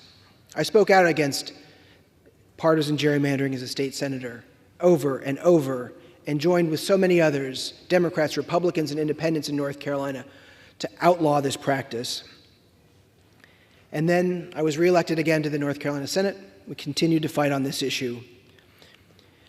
In 2021, a 4-3 Democratic court, our Supreme Court in North Carolina, drew fair maps for North Carolina. They responded to partisan gerrymandering from Republicans in the legislature, but they didn't draw Democratic maps. They didn't draw Republican maps. They drew fair maps. They drew maps that, in all likelihood, would have elected 7 Republicans, 6 Democrats, and 1 seat that could have gone either way. That was the seat that I won. That's North Carolina's 13th district. But in a 50-50 state like North Carolina, a true purple state where, we elected Donald Trump in the last election, but we elected a Democratic governor and Democrats up and down the ballot, you would expect to have 7 Democrats and 7 Republicans. That's what North Carolina sent for the 118th Congress. 7 Democrats, 7 Republicans. We won a Republican-leaning seat. It was an R+2 seat. Could have gone either way, but the best ideas won at the ballot box. And right now, we have maps that are fair. This is the current map right here. You can see seven Democratic seats, 7 Republican seats. There's North Carolina's 13th district right there. And you can see this is what maps look like. There's no packing and cracking. These are maps that represent communities of interest, that represent the state, that allow voters to have a real choice in who they send to Washington. This is what maps should look like. Again, this North Carolina's 13th district, by some accounts, was exactly in the middle of the U.S. Congress, one of the most fair districts in the country, a competitive district where every vote was critical to our election. We won by 10,000 votes. It was a close election, but we were able to do it in a fair map. And again, we got to have a real debate over the best ideas. Whose party had the best ideas? And the best ideas won. Then in the same election, when I won this district, North Carolina, by a small margin, flipped 2 seats on the Supreme Court from Democrat to Republican, taking the court from 4-3 for Democrats to 5-2 for Republicans. And they have proven over and over again, this extreme partisan MAGA court, that they are nothing more than rubber stamps for a MAGA Republican legislature. In February, after the 2022 election, the North Carolina Supreme Court relied on a rarely used procedural rule to rehear the 2022 partisan gerrymandering case, Harper v. Hall. And they took the incredibly unprecedented step of reversing its prior ruling on April 28th. The dissenting opinion authored by Justice Michael Morgan charged the majority with improper motivations and willful blindness. Now, Madam Speaker, I'm very, very glad and very grateful to be joined by our Democratic leader, Hakeem Jeffries, who I understand is here to join and put his voice behind this incredibly important piece of legislation, this incredibly important push. And as I yield my distinguished colleague from North Carolina as much time as he may consume, I will just say this. It looks like we are on track to have a 220 to 215 Congress. The 3 seats that Republicans gerrymandered in North Carolina with surgical precision are going to be the difference in this election. There's still a few more votes to count, but that's where I expect we will land. A 3-seat majority for the Republicans. Had North Carolina had the chance with fair maps to send Democrats back, it would be a 7-7 delegation, and I would be addressing him as Speaker Hakeem Jeffries. With that, I yield as much time as he may consume. I thank the distinguished gentleman from North Carolina, Representative Wiley Nickel, for yielding and for his leadership on this incredibly important issue around prohibiting extreme partisan gerrymandering across the country, and certainly in the great state of North Carolina. And I want to thank Representative Wiley Nickel for his extraordinary leadership in this Congress. I want to thank Representative Kathy Manning for all that she's done to combat anti-Semitism and on many other issues throughout her time in Congress. And I want to thank Jeff Jackson for his leadership and certainly congratulate him on his continued journey as a public servant as the next Attorney General from the great state of North Carolina. 3 extraordinary public servants who were elected by the people, but then unable to continue to serve, not because of any decision made by the people of North Carolina, but because of extreme partisan gerrymandering by far-right extremists in the North Carolina legislature and this MAGA North Carolina Supreme Court. It's an extraordinary thing. As Representative Nickel has indicated, the people of this great country should determine who represents them. We shouldn't have representatives, so-called representatives, making the decision as to the people that they'll represent. There's been a lot of talk in the aftermath of this most recent election about an extraordinary, overwhelming mandate. Let's just look at the state of North Carolina. congratulate the incoming president on his success in North Carolina. Close race, but on his success in North Carolina and in every other battleground state. But in that very same state, every single Democrat running statewide for a constitutional office won, proving the point that North Carolina is an evenly divided state. It's a 50-50 state. That should be clear to anyone. And when fair maps were drawn in advance of the 2022 election, the North Carolina congressional delegation, upon the success of Representative Wiley Nickel in an evenly divided district, was 7 Democrats and 7 Republicans. That's the will of the people of North Carolina. It makes sense in an evenly divided 50-50 state. But because apparently far-right extremists in this country aren't convinced that they can win elections on their own or even hold the United States House of Representatives on their own, decided to rip away 3 seats from the people of North Carolina through extreme partisan gerrymandering. And it's interesting, I hadn't fully thought about that because we're still counting votes, but as Representative Nickel indicated, Democrats are on their way to perhaps 215 seats in the 119th Congress when every single vote is counted. In California, House Republicans will have 220 seats. By the way, that's the smallest majority of any incoming party, Democratic or Republican, since before the Great Depression. What mandate? It's an evenly divided House of Representatives. The people of this country want us to work together, which we're willing to do. Find bipartisan common ground on any issue, whenever and wherever possible, to make life better for the American people and deliver real results for hardworking American taxpayers. At the same period of time, we'll push back against far-right extremism whenever necessary. But it's interesting that this so-called overwhelming mandate wouldn't even have yielded a majority in the House of Representatives if it wasn't for the extreme partisan gerrymandering that took place in the great state of North Carolina. I thank Wiley for raising this issue because it should shape how we proceed in the next Congress.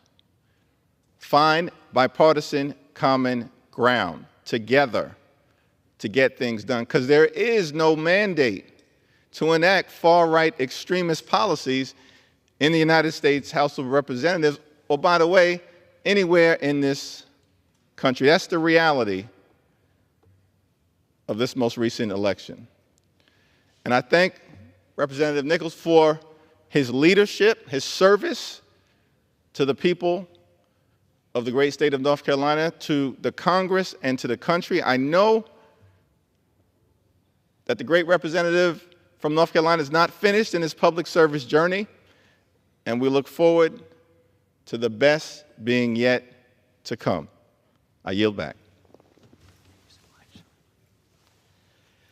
Madam Speaker, you heard it there. I have voted in my 2 years in Congress for Hakeem Jeffries 19 times for Speaker of the House. I had very much hoped to be able to once more vote for him for Speaker of the House. Unfortunately, partisan gerrymandering has robbed the voters of that choice, and I did not run for re-election. But we have an incredibly important issue here before us in the U.S. House of Representatives. And going back to North Carolina and how we got to this point in our state, the North Carolina Supreme Court, in an incredibly rare procedural rule, they decided to rehear a case that had already been decided. And the only reason they decided to rehear the case was because the election changed the composition on the court. Unprecedented.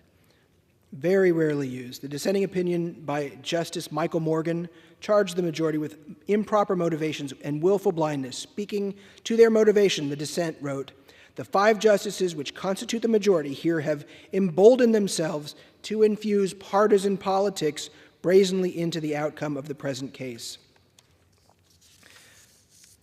Madam Speaker, that was an absolutely terrible ruling, giving Republican extremists in North Carolina's gerrymandered legislature the ability to draw any maps they chose, and the North Carolina Supreme Court did nothing there. There is so much more work to do, but the North Carolina General Assembly Republicans carved up North Carolina's 13th district. And as you can see here, this is the current map that our rubber stamp Supreme Court allowed, that is now sending 71% of the seats in a 50-50 state to Republicans. And it was almost 79% if Don Davis hadn't won in a Trump district by just a little bit. This is a 10-4 delegation you can see. You can see North Carolina's 13th district, not connected by any real road or actual way to get there, but only by the colors of a map, going all the way around the triangle in an obvious partisan gerrymander. This is not a fair map, Madam Speaker. This is a map where politicians have chosen their voters instead of voters choosing their politicians, giving Republicans 3 extra seats in the 119th Congress that they would not have had there been fair maps. And again, while the votes are still being counted, I believe we will end up at 220 Republicans, 215 Democrats. Had we been allowed to have fair maps in North Carolina, I would have returned, Kathy Manning would have returned, Jeff Jackson would have returned, and we would have had a 7-7 delegation, and we would be preparing for the legislative agenda under Speaker Hakeem Jeffries. Those 3 seats are very likely the difference in control of Congress, a rare mid-decade redraw of our maps. It's wrong, and we need to do something about it. Now, as we see, this is another example of extreme partisan gerrymandering, but it happens all over the country. We look to Texas and Florida and Tennessee, and again, North Carolina, extreme gerrymanders. Legislators handpicking their own voters and predetermining the outcome of our elections before they even happen. And Madam Speaker, we have gotten this down to a science. It is with surgical precision that maps can be drawn. And you know, if you draw a map a certain way, you can be guaranteed, you can be sure of the outcome. If you take it out of the middle range of a 45% to 55% district, which I'll get into in a little bit and have a chart for that. Now, I'm going to talk about folks in North Carolina who have had continuous redrawing of their maps. We are the most litigated state in the country. We continue to spend more and more money fighting over maps instead of allowing nonpartisan independent redistricting, which is the goal of the Fair Maps Act. But folks have seen a change of representation 4 times in the last 10 years in many districts because of Republican gerrymandering in the North Carolina General Assembly. Now, courts threw out electoral maps drawn by the legislature 3 times in the past decade due to gerrymandering. That's in 2016, 2019, and 2021. But again, North Carolina is a 50-50 state. It is not fair to force a 10-4 map on the voters. And again, this very easily could have been 11-3. If Don Davis hadn't run such a tough campaign, that would be 79% of the seats for Republicans, again in a 50-50 state, which you heard before.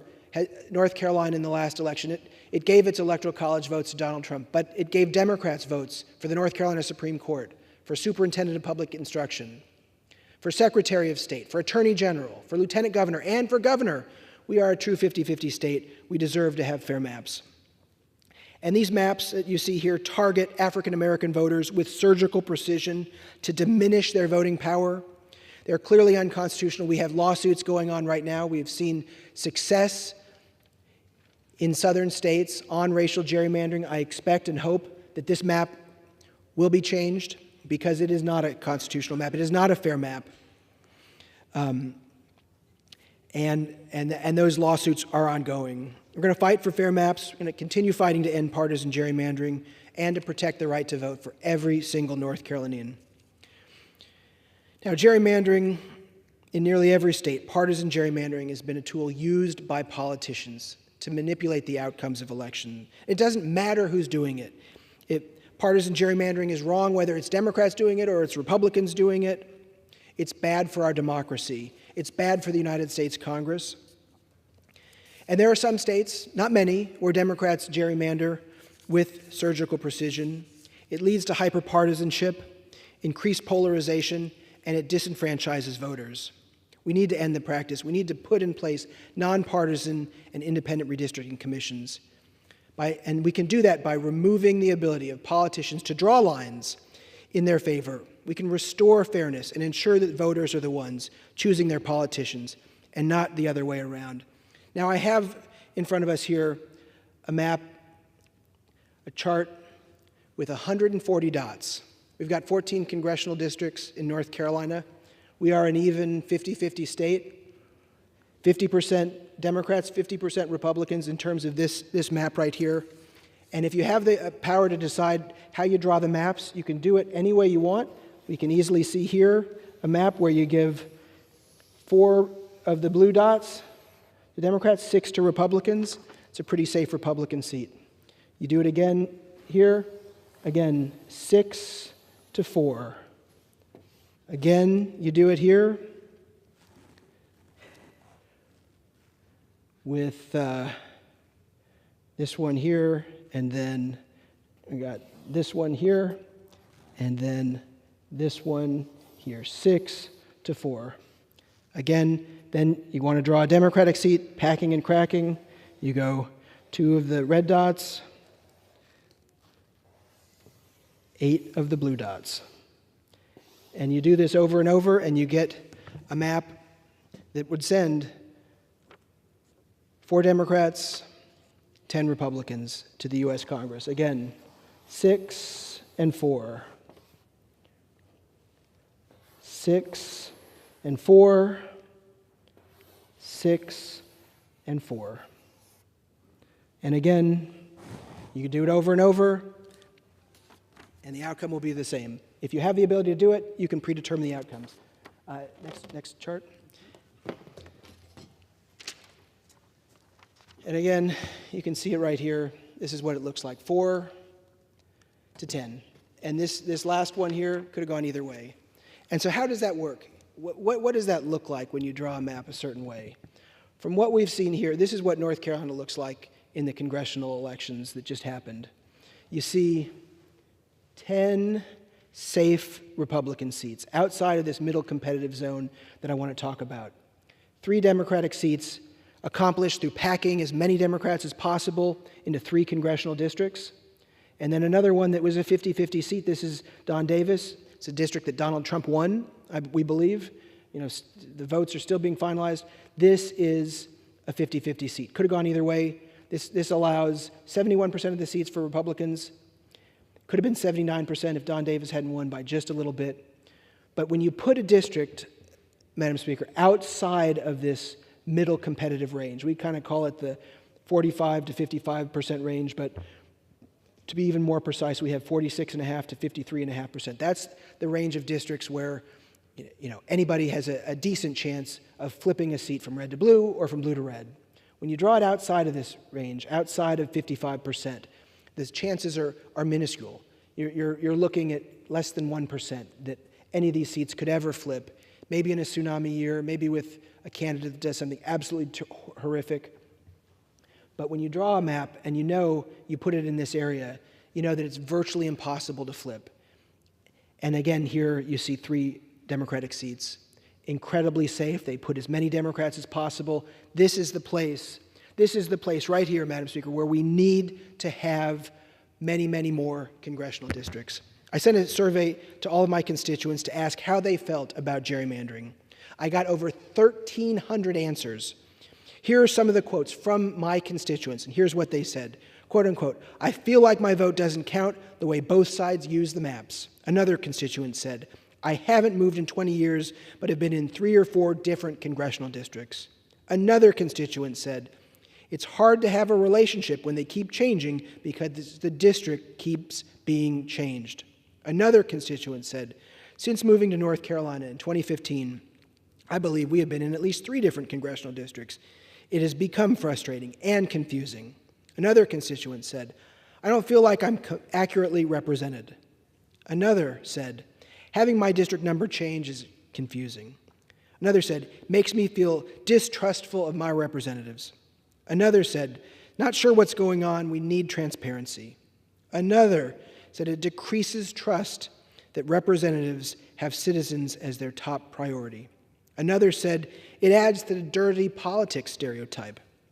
And another said political races have become very non-competitive. Certainly have if you're outside of that range.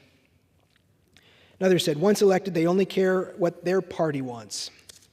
And lastly, another said, it makes me feel like my vote doesn't matter and reduces a desire to engage with elected officials since I don't feel like my representatives truly represent me. They used words including distrust, confusion, unrepresentative, and extreme over and over and over as you see the word cloud of the responses from my constituents who wrote in about their thoughts on this. Now, I think it's important as we're talking about North Carolina to explain where we are as a state. In order to change our Constitution to require fair maps, there's no way that, that citizens can put something on the ballot. The only way to get something on the ballot is to have 60% of the State House and the State Senate agree to put an initiative on the ballot. And when you have partisan gerrymandering, extreme partisan gerrymandering, gerrymandering legislative districts as well as congressional districts, it's virtually impossible to ever allow Democrats to get to 60% under these partisan gerrymandered maps. So we can't put anything on the ballot. The only choice we have is the Supreme Court. We have Democrats in North Carolina have shown repeatedly they're willing to draw fair maps, to push for the fact that our state constitution says we should have free and fair elections. Right now, it's 2 Democrats to 5 Republicans on the North Carolina Supreme Court. We just elected Justice Allison Riggs by just a few hundred votes recently, but she won. In the next election, we'll have one seat on the ballot. The next election after that, there will be 3 seats on the ballot. If Democrats win 3 out of 4 elections for Supreme Court over the next 2 election cycles, we might be able to see fair maps in 2030, but we need action in Congress. Congress can do this immediately. Simple majority in the House, simple majority in the Senate, signed by the President. We can get the Fair Maps Act entered into law to make sure that we have nonpartisan independent redistricting in every state in the country with all states playing by the same rules. We don't have to worry about the North Carolina Supreme Court. We don't have to worry about the U.S. Supreme Court if we just do the job that voters sent us here to do. The majority of voters across the country support nonpartisan independent redistricting. If we put it to a ballot initiative in the U.S. to the entire country, the vast majority would support nonpartisan independent redistricting. You do in every state, we see it on the ballot, it succeeds, and you get fair maps. Now, and also, one thing I'm pointing out about North Carolina, the governor of our state doesn't have the ability to veto legislative maps.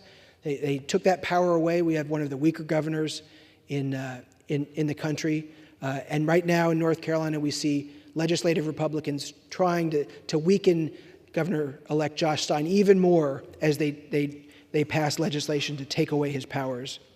Unfortunately, the governor can't veto legislative maps, congressional maps, so we need action in Congress. The U.S. Congress can fix partisan gerrymandering in North Carolina and in every state in the country. And that's what my bill, the Fair Maps Act, does. Let's put up the second map. The Fair Maps Act would help to make independent redistricting commissions a reality in every state. Madam Speaker, that is every state playing by the same rules. Specifically, I want to mention Texas. I want to mention Florida. I want to mention Ohio. I want to mention Tennessee. I want to mention North Carolina. These are states where we see extreme partisan gerrymanders. The number of truly competitive districts and responsive members of, responsive districts in Congress is declining. It leads to more polarization and less willingness to work across the aisle and to do what's right for our nation. It's why we are on track to be the least productive Congress in our nation's history. There's no incentive to work across the aisle. As I stand here, it is so incredibly easy to reach across the aisle. It's not a large space. You can put your hand across and shake hands and actually do the right thing for folks. So what does that mean? What would the Fair Maps Act do for North Carolina? What would it do for the country? So we analyzed this, and we looked at the numbers, and right now, anybody will say we have less than 40 seats out of 435 seats in the U.S. House of Representatives that are competitive. The other seats, the other 90% of the seats, guaranteed to go to whoever wins the Democratic primary or the Republican primary, almost without exception. So we took this issue to the experts at Duke University, and we said, all right, if my bill, the Fair Maps Act, were to become law, what would that do? What would that do for this chamber? What would it do for the people who serve here in Congress? Less than 40 right now. They said if the Fair Maps Act were law in every state, including Texas and Illinois and Tennessee and Florida and Texas, had to draw fair maps, we'd double the number of competitive seats. We'd go from 40 to 80, where the voters are the ones picking their representatives, where more members of Congress will be forced to do the right thing by working across the aisle to get things done. And now, Madam Speaker, there are many amazing members here who do what's right. They love their country, whether the Democrats or Republicans in safe districts. But they're not incentivized to do it. And the voters, they don't like a member's position on ending gun violence. They really don't have a way to make their voice heard because the districts are overwhelmingly Democrat, overwhelmingly Republican. It's a big deal. My bill, the Fair Maps Act, would double the number of competitive seats in the U.S. Congress. And again, we see constituents all over the country who are gerrymandered, finding they have new members every election, and they don't know who represents them. In the last election, again, we saw what happened in North Carolina. 4 Democrats, 10 Republicans. But when we take politicians out of the process completely, we have better results. We have more fair elections. We have competition to get here. And it's been tried, and it's worked successfully in other states. We see great examples in Arizona and Colorado, where independent, nonpartisan redistricting commissions have been able to draw fair maps. And you have responsive districts that change with the will of the people. The voters are the ones who should be deciding who serves in this body, not partisan Democrats or partisan Republicans trying to add an abnormal number of members to these states. So we need more legislative action. We need to make it easier, not harder, for eligible voters to make their voice heard. In Congress, there's a lot we can do to make it easier for people to vote and to participate in our democracy. I helped introduce the North Carolina Redistricting Transparency and Accountability Act, a bill that would establish transparency and accountability requirements for congressional redistricting processes.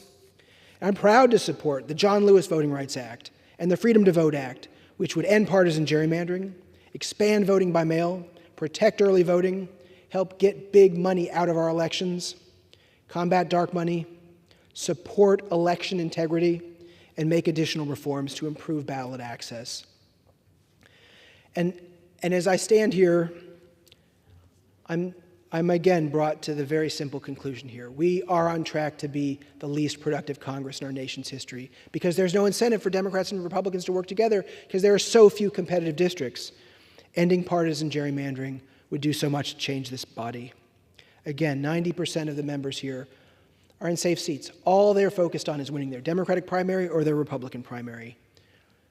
Statistically guaranteed. If you're going to bet money on it, it's a great bet that if you're in a safe Democratic seat, safe Republican seat, you're going to be able to win. And hyperpartisanship has been fueled by gerrymandering. It creates a legislative body that struggles to address even the most pressing issues facing Americans. In this Congress, we have only been able to do must-pass bills, debt ceiling, continuing resolutions. We passed one budget. We were able to stand with our allies in Ukraine and Israel and Taiwan. But that's pretty much it. I was proud of some of the work that we've done. I worked on Fit 21, one of the biggest non-must-pass bills we passed to finally provide a regulatory structure for digital assets. I organized 71 Democrats to vote with my Republican colleagues. That was one example of working across the aisle to get something done, but there have been so few examples of that in this Congress. So few real accomplishments because of partisan gerrymandering and because of a Republican majority that's unable to get their act together, to do the work that they need to do. Again, we've seen chaos and confusion in this body, and it's been fueled by partisan gerrymandering.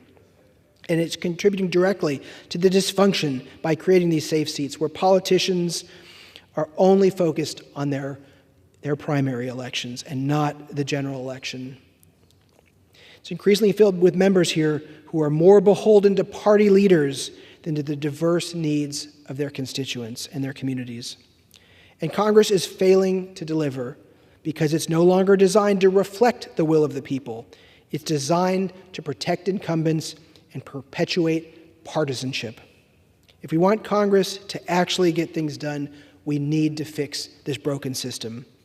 The Fair Maps Act is one way to start.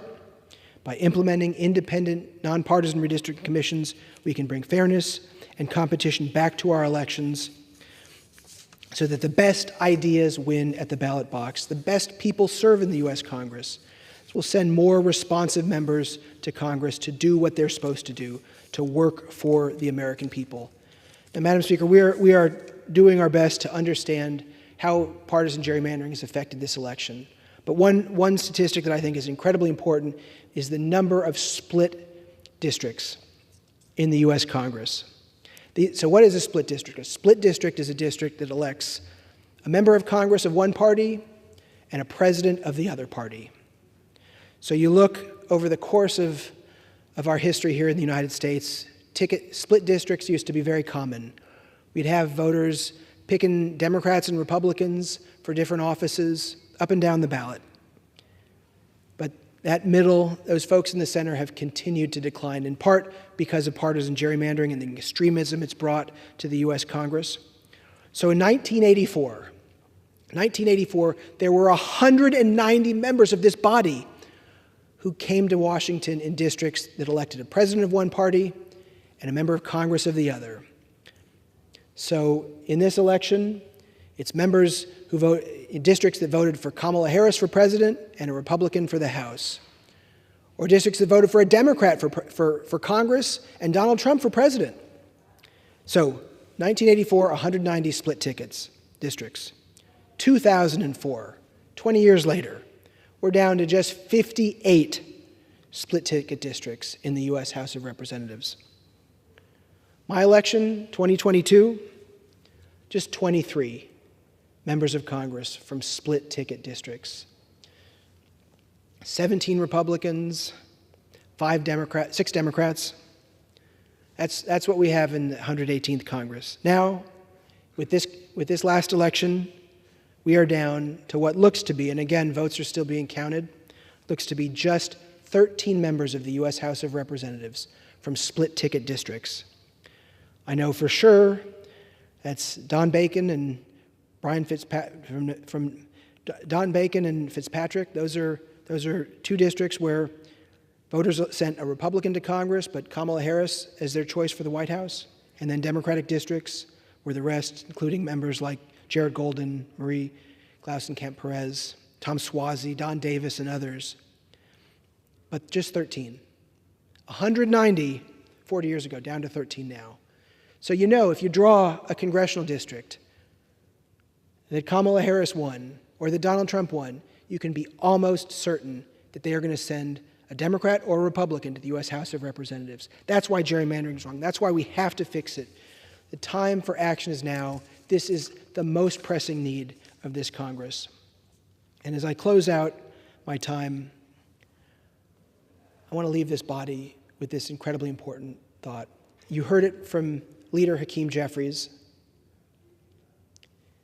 We are very likely to see a Congress decided by North Carolina partisan gerrymandering, a mid-census, mid-decade redraw of our maps.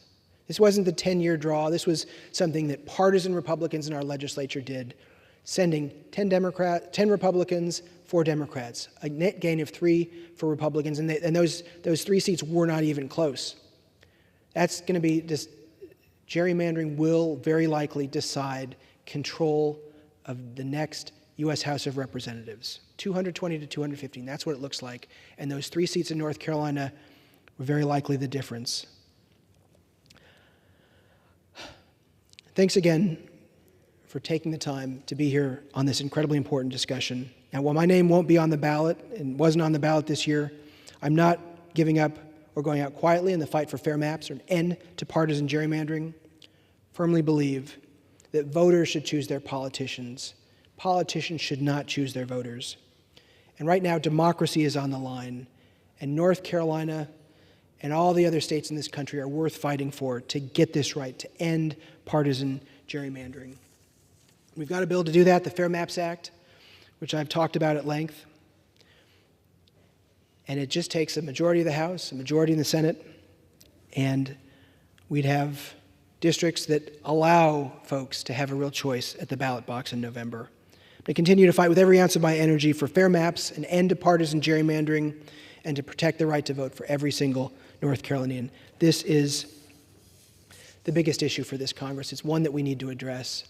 And it would bring balance to the House. It would allow for more bipartisan legislation. It would require folks to know that if you don't work across the aisle, if you don't reach your hand across that aisle to the opposing party, the voters are going to send you home because it's a district that could go either way. That's what we need more of. That's what my bill would do. And that's why I'm going to continue pushing to end partisan gerrymandering so we don't have states that look like North Carolina. Thank you, Madam Speaker, and I yield back. The chair would ask members to observe proper decorum in the use of exhibits in debate. Under the Speaker's announced policy of January 9th, 2023, the gentleman from Wisconsin, Mr. Grothman, is recognized for 60 minutes as the designee of the Majority Leader.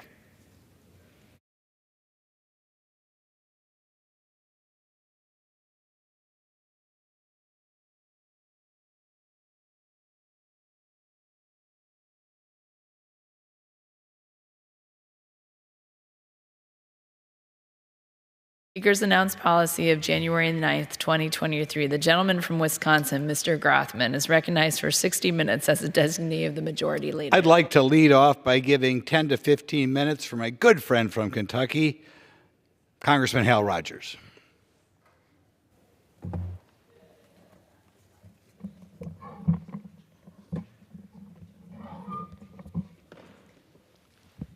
First off, I want to thank the gentleman for yielding me this time. Madam Speaker, I rise today to recognize Neil Middleton for his distinguished and award-winning career in journalism as a longtime trusted news broadcaster and vice president of WYMT-TV, a CBS affiliate in Hazard, Kentucky. Broadcasting from the heart of Kentucky's Appalachian region, the station's call letters stand for We're Your Mountain Television, WYMT. It's much more than an acronym. It's the station's mission. WYMT-TV has become synonymous with the very region it serves to serve, thanks in large part to the leadership and journalistic integrity of Neil Middleton and those who blazed a trail for news coverage and weather alerts in one of the most rural areas of the United States.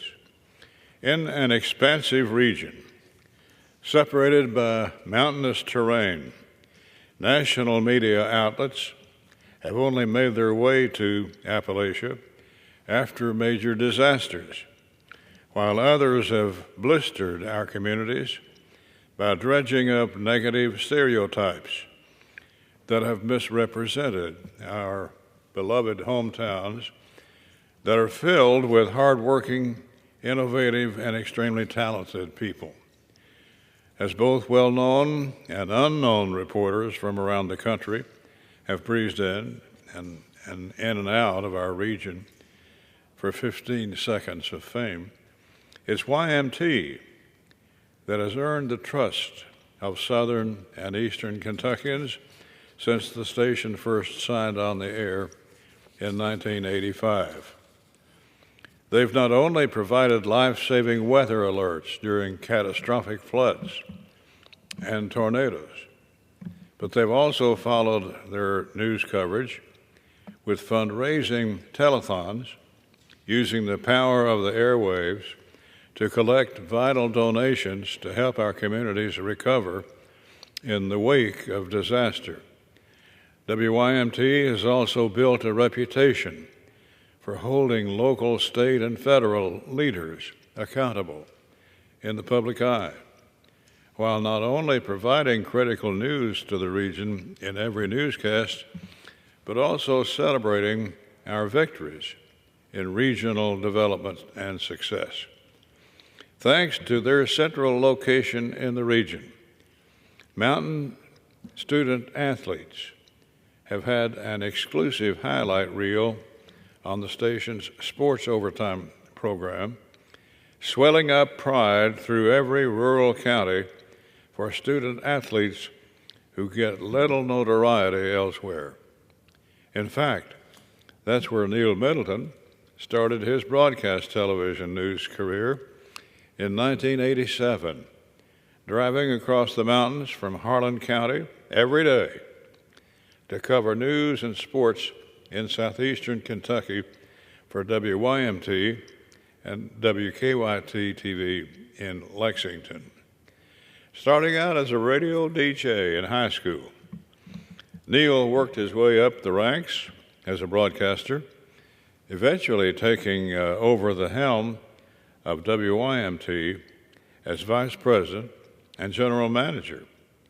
Under his leadership, WYMT achieved a record-breaking growth in advertising sales, expanded newscasts, sports and weather, developed new digital media assets, and earned countless accolades, including regional Emmy Awards. The Associated Press has also recognized Neil's personal excellence in journalism with numerous awards throughout his career. His same passion and work for the region has also been recognized by the Kentucky National Guard, local chambers of commerce, and many others. Over the last 4 decades, Neil's passion to serve Kentucky's Appalachian region has reached far beyond the news desk. He has served as a board member for several organizations in the region, including the Center for Rural Development, One East Kentucky, Alice Lloyd College, Eastern Kentucky Pride, East Kentucky Leadership Foundation, the Challenger Learning Center of Kentucky, and the Kentucky Associated Press, among others. As Neil closes the chapter of his career at WYMT, I want to express my deepest gratitude for his unwavering commitment and loyalty to Kentucky's Appalachian region. With every breath, he has advocated for growth and development in the mountains, understanding the value of every investment here, and likewise, the pain of every opportunity sent away from Central Appalachia. It's been an honor to work in tandem with Neil on many projects, including a hard-fought battle to add WYMT to satellite broadcasts in select areas to ensure local people have access to news and weather alerts close to home. Neil should take great pride in his efforts to make southern and eastern Kentucky a better place to live. Thank you. I yield back.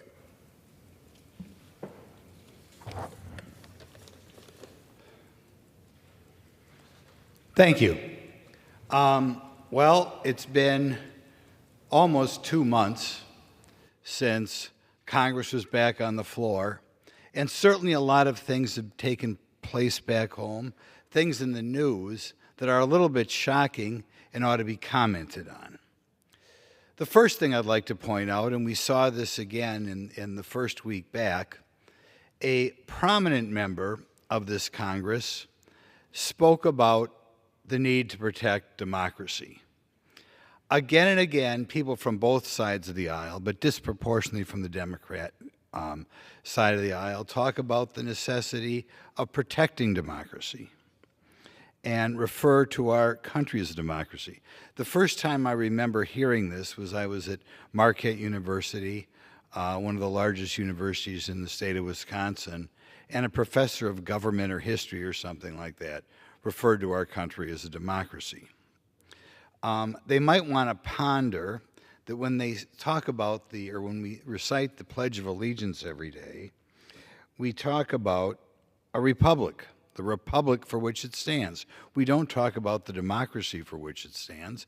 And people might want to wonder why politicians like to refer to our form of government as democracy, but in the Pledge of Allegiance, we refer to it as a republic. At the time our Constitution was drafted, Ben Franklin talked about giving us a republic if we can keep it. In other words, he didn't say a democracy if we can keep it. He said a republic if we can keep it. You might wonder whether our forefathers ever mentioned democracy, and of course they did. In Federalist Number 10, James Madison wrote that pure democracies, where spectacles of turbulence and contention have ever been found incompatible with personal security or the rights of property, and have in general been short in their lives, as they have been violent in their deaths. So in other words, James Madison did talk about democracy, and he talked about it negatively. Why do politicians like to not talk about our country being a republic and prefer to talk about it as a democracy or representative democracy? It's because in democracy, the government is determined by the people collectively, or the majority of the people. In a republic, we turn to our Constitution. There may at any given time be a majority of people in this body, or a majority of people in this country, who don't like a given religion, or want to feel we can confiscate people's property, or because there's been a shooting on the news the night before, they want to ignore the Second Amendment, and therefore they like to believe, or they may not like certain religions, and they might want to suppress that religion. They might not like certain ideas, and they want to say, I was elected here, so I can suppress those ideas. There are two examples I'd like to leave this body of, or like to share with this body. There was a bill called the McCain-Feingold bill that was passed by two popular congressmen around the year 2000. And they wanted to restrict what people could say or how much time people could buy in an election. In other words, they wanted to restrict the freedom of speech. And I'm sure both politicians at that time felt we are very popular. We've been elected several times. We have the right to trample on somebody's free speech. And I certainly in election season would like there to be less, or would prefer there be less advertisements, less mailing going on. But the Supreme Court at the time had to lecture, and their McCain-Feingold bill passed. They had to lecture, in essence, Senator Feingold and Senator McCain, that we do not live in a democracy. We don't care whether you got 60 or 65% of the vote in your district. You do not have the right to say certain people cannot buy time on television or send out mailings. Another example, there was a time, I think very highly of the man, a very popular governor in the state of Wisconsin who wanted to say, if you have property along a state highway, we can restrict what you can do on that property, because someday we might want to buy that property when this highway goes from a 2 to a 4-lane highway, and therefore we're going to make your front 50 feet or 60 feet along the highway less valuable, because after all, we represent the government. We've been elected overwhelmingly, the implication being this is a democracy, and we can take your property from you. And again, the state Supreme Court had to say, hey, wait a minute, we don't have a democracy here, we have a republic, we don't care how popular you are, you cannot interfere with what people can do with their land along a highway. Another example in which politicians wished we had a democracy or a representative democracy so they could tell you what you can do with your property. But in fact, our Constitution stood tall and said, hey, wait a minute, we don't care how you were elected, how many people voted for you, we will not allow you to take people's property. And I believe that's why politicians like to talk about democracy. They like to believe because they got 70% or 51% around here, they can determine what you can and cannot say. So let us all try, as we continue throughout this biennium, to no longer refer to our form of government as a democracy. Let's refer to it what James Madison or Ben Franklin would have liked to have us refer to it as. What they gave us was a republic under our wonderful great Constitution, and even though our Constitution prevents people or allows people to say some things we might disagree with, even though our Constitution allows us to quote our wonderful Holy Bible, even though our Constitution prevents people, the government, from taking people's property without Constitution, even though our Constitution allows the carrying or owning of firearms when a lot of people around here don't think we should have the right to carry those firearms, let us stand with our republic and bravely, just like when we say the Pledge of Allegiance, bravely describe our country as a republic, not a democracy, which, again, James Madison, democracies are spectacles of turbulence and contention, have been found incompatible with personal security or the rights of property, and have generally been short in their lives. Now, I think during the month and a half or whatever it was, we were not in Washington, a couple of prominent Americans took aim at our Constitution, and I'm saying particular, they didn't like the First Amendment. They didn't like that people were out there saying things that they disagreed with. And these former politicians both almost became the President of the United States, which shows how precarious our hold on our great republic is. I'm talking in part of Hillary Clinton, former First Lady, but even worse, former Secretary of State who almost became President of the United States. She talked about social media companies and saying they must moderate content on their platforms or we lose total control. In other words, Hillary Clinton felt that the government should control our lives, and they didn't like social media companies allowing things to seep out into the Zeitgeist, and maybe those things were hostile to what Hillary felt.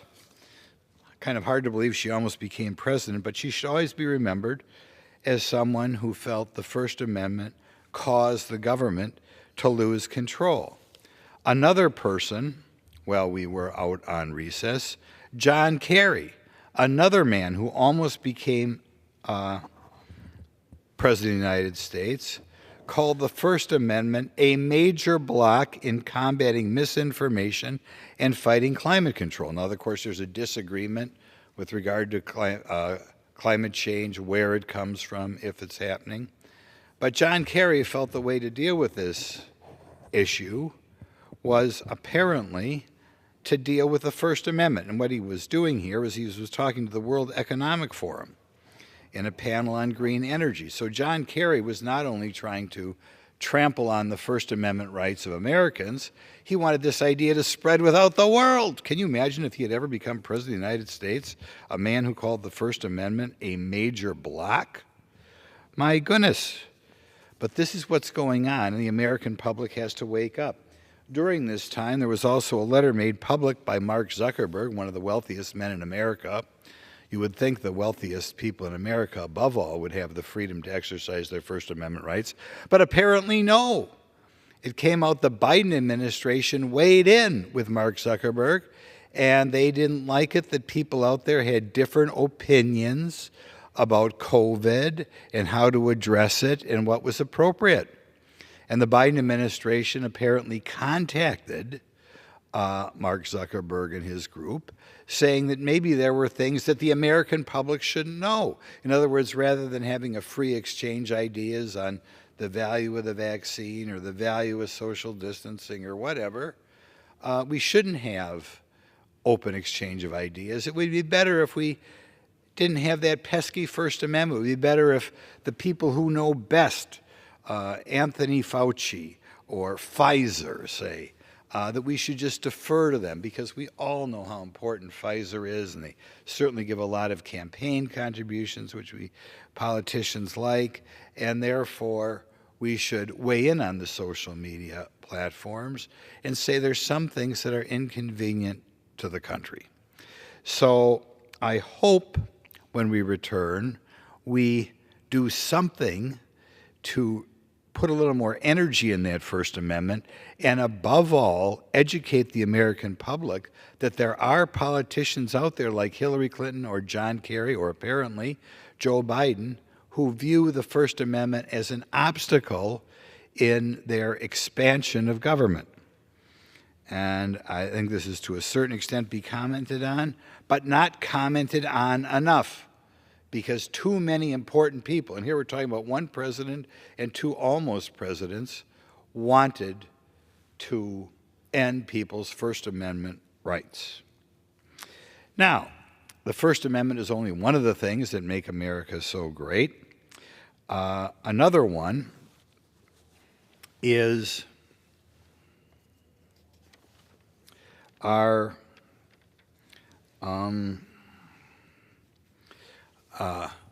I think things referred to by Nikita Khrushchev and other communists who at the time wanted governments the exact opposite of what we have. We have a free country based on a republic in our Constitution, the Soviet, and based on or anticipated to be a country for a moral and religious people.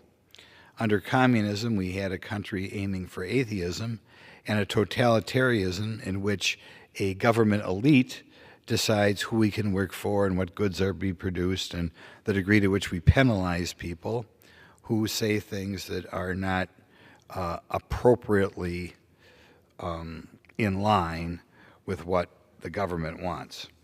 In any event, Nikita Khrushchev in the 50s and early 60s, at the time the Soviet Union was kind of the center of communism, promised to someday take over the United States. And they'd take over the United States without firing a shot. Now, we spend a great deal around here on munitions, on submarines, on tanks, on airplanes, but it was interesting that at one time, the communists, and I think Nikita Khrushchev was speaking for the communists, felt we would take over this country without firing a shot. What evidence is there that they are trying to weaken our country? I think in addition to the fact that we want to chip away at the First Amendment, I think there is hostility to families, old-fashioned nuclear families going on in this country. And how are we trying to chip away at the families? Because after all, people like Karl Marx did not like the family. One way to look at it is there are currently over 90 programs in the United States in which the benefits of those programs depend on something referred to as percent of poverty. And a percent of poverty calculation penalizes two-parent families, or at least it penalizes two-parent families if at least one of them is working a full-time job. In other words, it encourages one-parent families. There was a time in this country not too long ago, I and probably most of the people in this institution were around in 1965, in which only 5% of the children born in this country were born to families that did not have both a mother and father at home. after building up over time over 90 programs in which it was difficult for this family to form, or easier, you get more money right away to have a family in which only one parent was there. We've worked our way up to a situation in which over 40% of the families, the child is born without both parents at home. And normally this means it's a fatherless family. So in other words, the government, which is supposed to treat everybody equally, if you have a scale out there, is overwhelmingly trying to create an America in which the old-fashioned family is becoming more obsolete. I should point out that this has gone, like I said, from 5% to 40%. Programs that you are eligible for are things like SNAP, or the food stamp program, the low-income housing program, the earned income tax program, the Medicaid health care program, things like the Pell Grant program, the TANF program, cash assistance, SSI disability program for the children, all are inducements not to form an old-fashioned family. And every biennium, last time Joe Biden's final budget request, usually puts new programs on the heap or adds money to old programs to make the gap between somebody who decides to have both parents in a house compared to somebody who only has one family in the house. One person who's wrote very eloquently on this, hasn't been listened to as much as he should. Robert Rector is one, but one is George Gilder, who wrote a bestseller in 1980. And I know there was anticipation that Ronald Reagan would act on this book. He was not able to act on it. My guess is primarily because the Republican House was always in the minority at that time. But George Gilder used to look at what normally are referred to as slums or low-income areas of a city. He focused on Albany, New York, and he followed around a young couple where the young lady was pregnant, and to his surprise, it was not cause of concern like it has been throughout all of history when a young gal gets pregnant and is not married. It was a cause for celebration, as the gleeful new couple went around from the low-income housing people to the food stamp people to the Medicaid people and signed up for all sorts of benefits. At the time, they had something called AFDC cash payments, and it was a cause for celebration because now the young lady would not have to live with her parents anymore. She was getting her own place, and I'm sure the people who devised these programs were primarily a money-oriented group, and they felt that this new program would be more likely to have the young lady live on her own without having to live with her mother or with her parents. So they felt they were doing something good.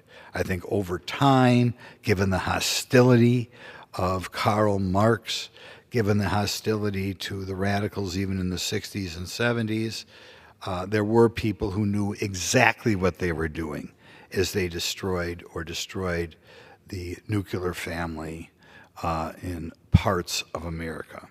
In any event, this is something we've got to look at.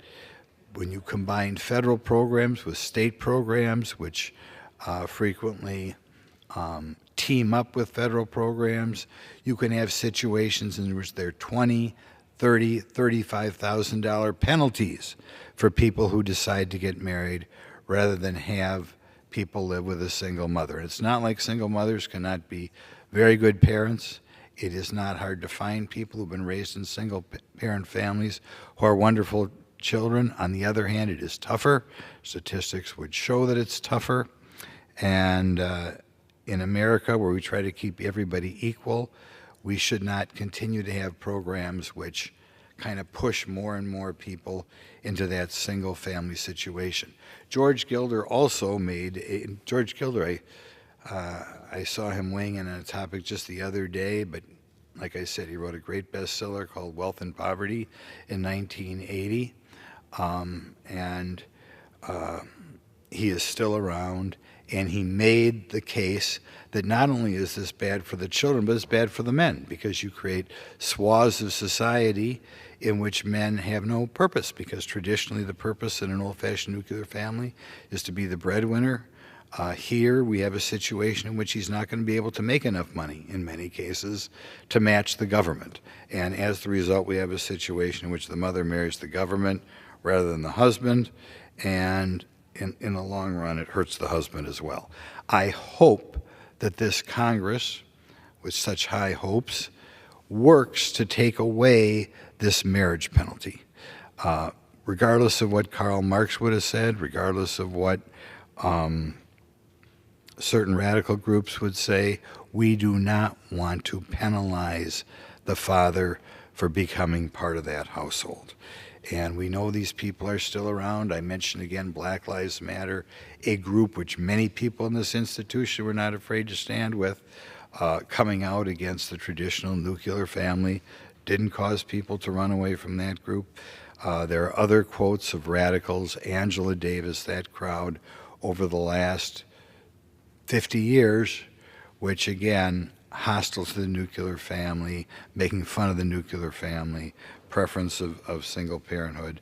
I hope this Congress begins to chip away at that ideal. And we do not want to any longer have people penalized for going down, for getting married and try to form a traditional family. Indeed, we ought to be encouraging that. The next didn't work out as well as people wanted, but the next attack on freedoms that I think our forefathers would not have seen is congressional programs or programs created by Congress or the executive branch trying to treat people differently by sex or race. These are sometimes referred to as affirmative action program, but there are many other ways to refer to the programs. The idea being that the government ought to aim programs at certain subgroups of society, that we have to weigh in to have a disproportionate number of women in a program compared to the women who want to be the program, a disproportionate number by ancestry, be it Asian American, be it African American, be it so-called Hispanic American, be it Pacific Islander, be it North African. The government should be favoring people by the group that they are from. This is another thing our forefathers would have been opposed to. They wanted to treat all Americans equally. They did not want the government to have our elections become a contest between ethnic groups. They did not want our government programs to be a contest between men and women, as the government weighs in, as they do today, on who owns companies who get government contracts. If you get a government contract, the government wants to know which ethnic group you are, and of course you self-identify, so you could be, because you're 1/4 Hispanic or 1/4 Native American, you should get preferences to a program. Of course, they don't care here on amount of wealth, so you can have a situation in which, say, an Asian American worth tens of millions of dollars gets preference on a government contract compared to a poor person of European descent, poor guy. And the problem is not just the preferences, which are unfair in its own right. It does result, soon we're going to have a bill around here, a lot more government largesse to take care of the problems caused by the hurricanes. It not just results in additional cost, maybe quality, but certainly cost, depending upon who gets the project, but it creates animosity, okay? It creates America in which people say, not, I want to have the best person for this program. Every government program, every government hiring decision becomes a contest between men and women, or a contest between Hispanic or Asian, or what have you. It's kind of a ridiculous contest because America is so non-racist in the first place, but that is what we have going on in the program. We ought to save some money by getting rid of these bureaucrats, and we ought to realize that the purpose of these programs is to divide America. there's a book out. I don't know that it's okay here to use a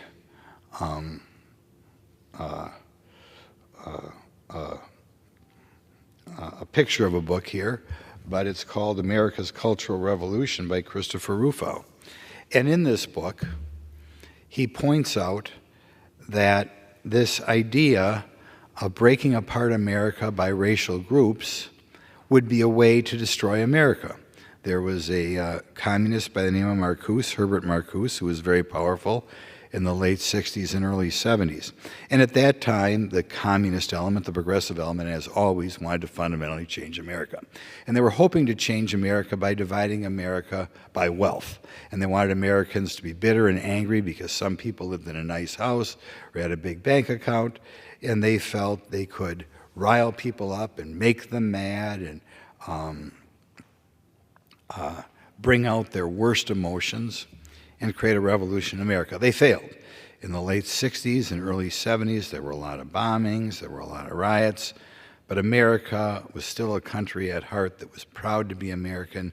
They realized anybody in America could realize the American dream if they were willing to work hard, and the progressives failed in the late 60s and early 70s to divide America by bitterness, by economic divide. So as a fallback position, they felt, well, maybe we can divide America by race. Maybe we can create bitterness and anger if we persuade people America is a horrible racist country. And that's what they talk about in America's Cultural Revolution, the desire of destroying America because we want most Americans bitter and angry and thinking that we have a racist country. We have to get rid of the people who are pushing this division. Whether they are in American business and academia and government, a lot of times they're referred to as DEI specialists. And the purposes of these people is to divide America and tell people America's a horrible racist country. It's on the face, by the way, absurd if somebody else was in the room. I mean, the wealthiest subgroup in America today are Indian Americans. They do not look European in nature. Many of them come here not knowing how to speak English. Most of them who come here are not Christian. If the people were right that America was a horrible racist country that discriminated against people, these people would not be able to rise to the level they have. If you look at the other wealthiest Americans, almost none of them are of white European descent. Chinese Americans, Filipino Americans, Japanese Americans, Cuban Americans, second-generation African Americans, all outperform Native Americans. Nevertheless, this evil group of DEI people who administer these programs use their positions to try to create resentment in America. It should be a goal to cause Herbert Marcuse's predecessors, successors, cause them to fail. We ought to do all we can to get rid of these DEI specialists who encourage hate, encourage racism, encourage resentment, spread a myth that we have a big white supremacist problem in this country. There is no way when we get done with the next level of appropriation bills, this government, which is broke out of its mind, ought to still have any bureaucrats who make this pitch throughout America. So in any event, and of course during the campaign, you will notice, and some Republicans fall guilty of this as well, there are campaign promises aimed at individual ethnic groups rather than treating all Americans as one. This is not something we had to do 20 or 30 years ago. It is obvious that Herbert Marcuse, communist or radical socialist, has achieved his goal in that at least one political party plans to maintain power by putting programs out there that benefit one ethnic group over another ethnic group, or promises financial benefits if you belong to one group over another group. And fortunately, so far, they haven't had a huge amount of success, but if you talk around, they have made some progress in persuading some people that we have a huge problem in society. In any event, certain immediate goal for this institution is to get rid of anybody preaching that DEI nonsense, certainly anybody whose position in our government is to encourage their horrible philosophy. So in any event, there are some comments on what is going on in America. Just to summarize again, I think we have to provide a little bit more oomph behind our First Amendment so that people like Hillary Clinton or John Kerry or Joseph Biden are kind of pushed to the dustbin of history if they decide to attack it or feel that's part of our problem. I think we have to be very careful to not discourage the formation of two-parent families like we have in the last 60 years. I think we have to get rid of a bureaucracy which is growing up, which tries to divide America by ethnic background. Something else that I think has to be done. And we have to educate our young people that we do not have a democracy, that James Madison and our forefathers would be shocked and stunned and disappointed if this land, which they had founded, had twisted itself all around, abandoned our respect for our Constitution and Republic, and instead was teaching our young ones that we had a democracy, including some of the people with the greatest positions up here. So I'd like to thank the chair for giving me this time, and I'd like to yield.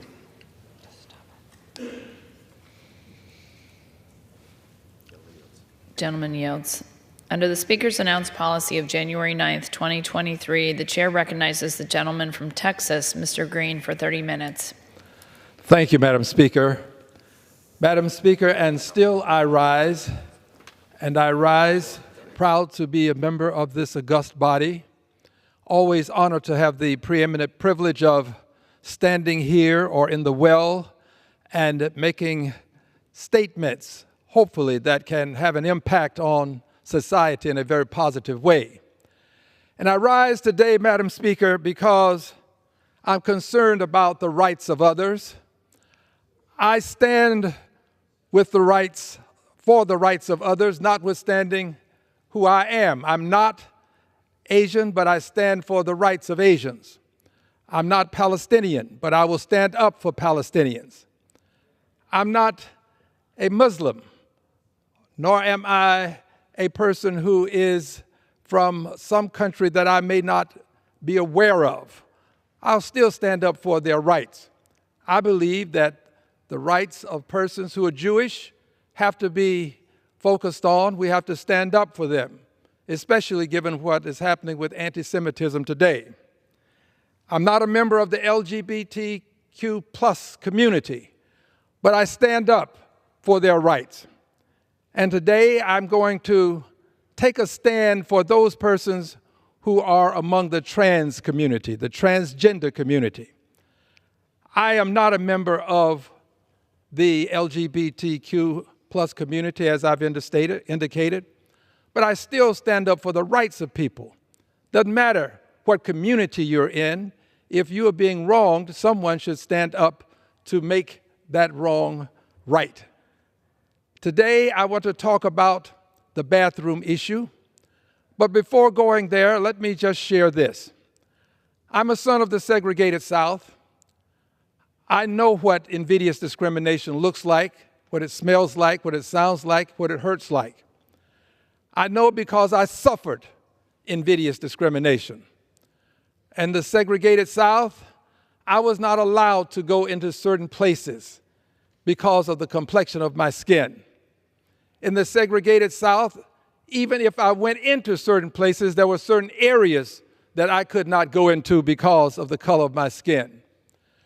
In the segregated South, there were signs on the doors of the necessary facilities, the toilets, that would indicate that they were for white or they were for colored. And I understood, because my parents made it very clear to me, that you should never go into the area for whites because people would harm me. It was their belief that I would be harmed, in fact, that I might even lose my life for simply going into the wrong toilet. So I learned early in life what invidious discrimination was like. And I had no differences with the people who were going into the whites-only facility. I didn't dislike them. I didn't say bad things about them. I didn't try to hurt them in any way. But they chose to keep me out of a certain facility because of who I was, the color of my skin.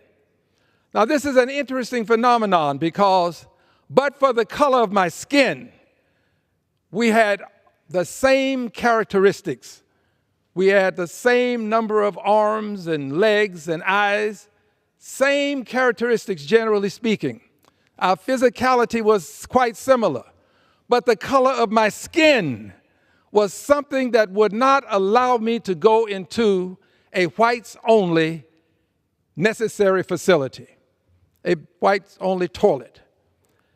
That color of skin made all the difference in the world. When I was within the facility, I used it the same way they would.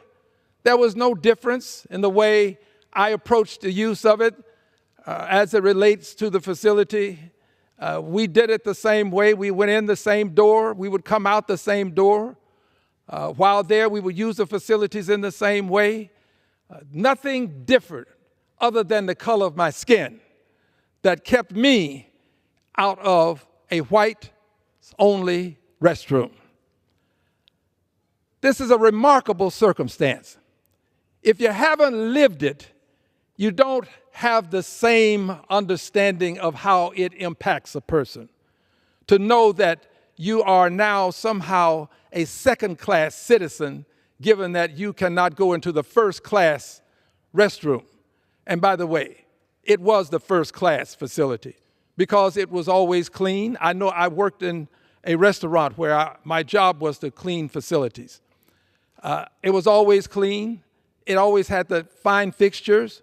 It always had the most room for persons to negotiate their way through the facility. The other restroom for the coloreds was usually one that might have a broken fixture that wouldn't be repaired. It had floors that were not always the same in terms of how they were structured and how they were covered with various types of flooring. They were just different. And that was intentional. There was no desire to improve and have both of them the same. It was separate but equal then, but separate but equal simply meant there's a place for you and there was a place for whites. I mention this, Madam Speaker, because given this circumstance, given the way I have been treated in life, having celebrated my 25th birthday for the third time and now 2 years into my fourth 25th, I cannot, in good conscience, support the segregation of people based upon gender. I cannot support it because I believe that people who are of the transgender have a right to go to the facility that they have now transformed themselves into by virtue of the transformation process that assigns them their gender, their agenda. Their gender. I just believe that I cannot in good conscience decide that I'm going to force them to go to now a facility that does not align with the transformed gender that they now have. I believe that the science is correct. I believe that persons who have this transformation have every right to go into a facility that now aligns with their transformed gender. This is something that I absolutely believe, and because I believe it, it's going to be very difficult for me.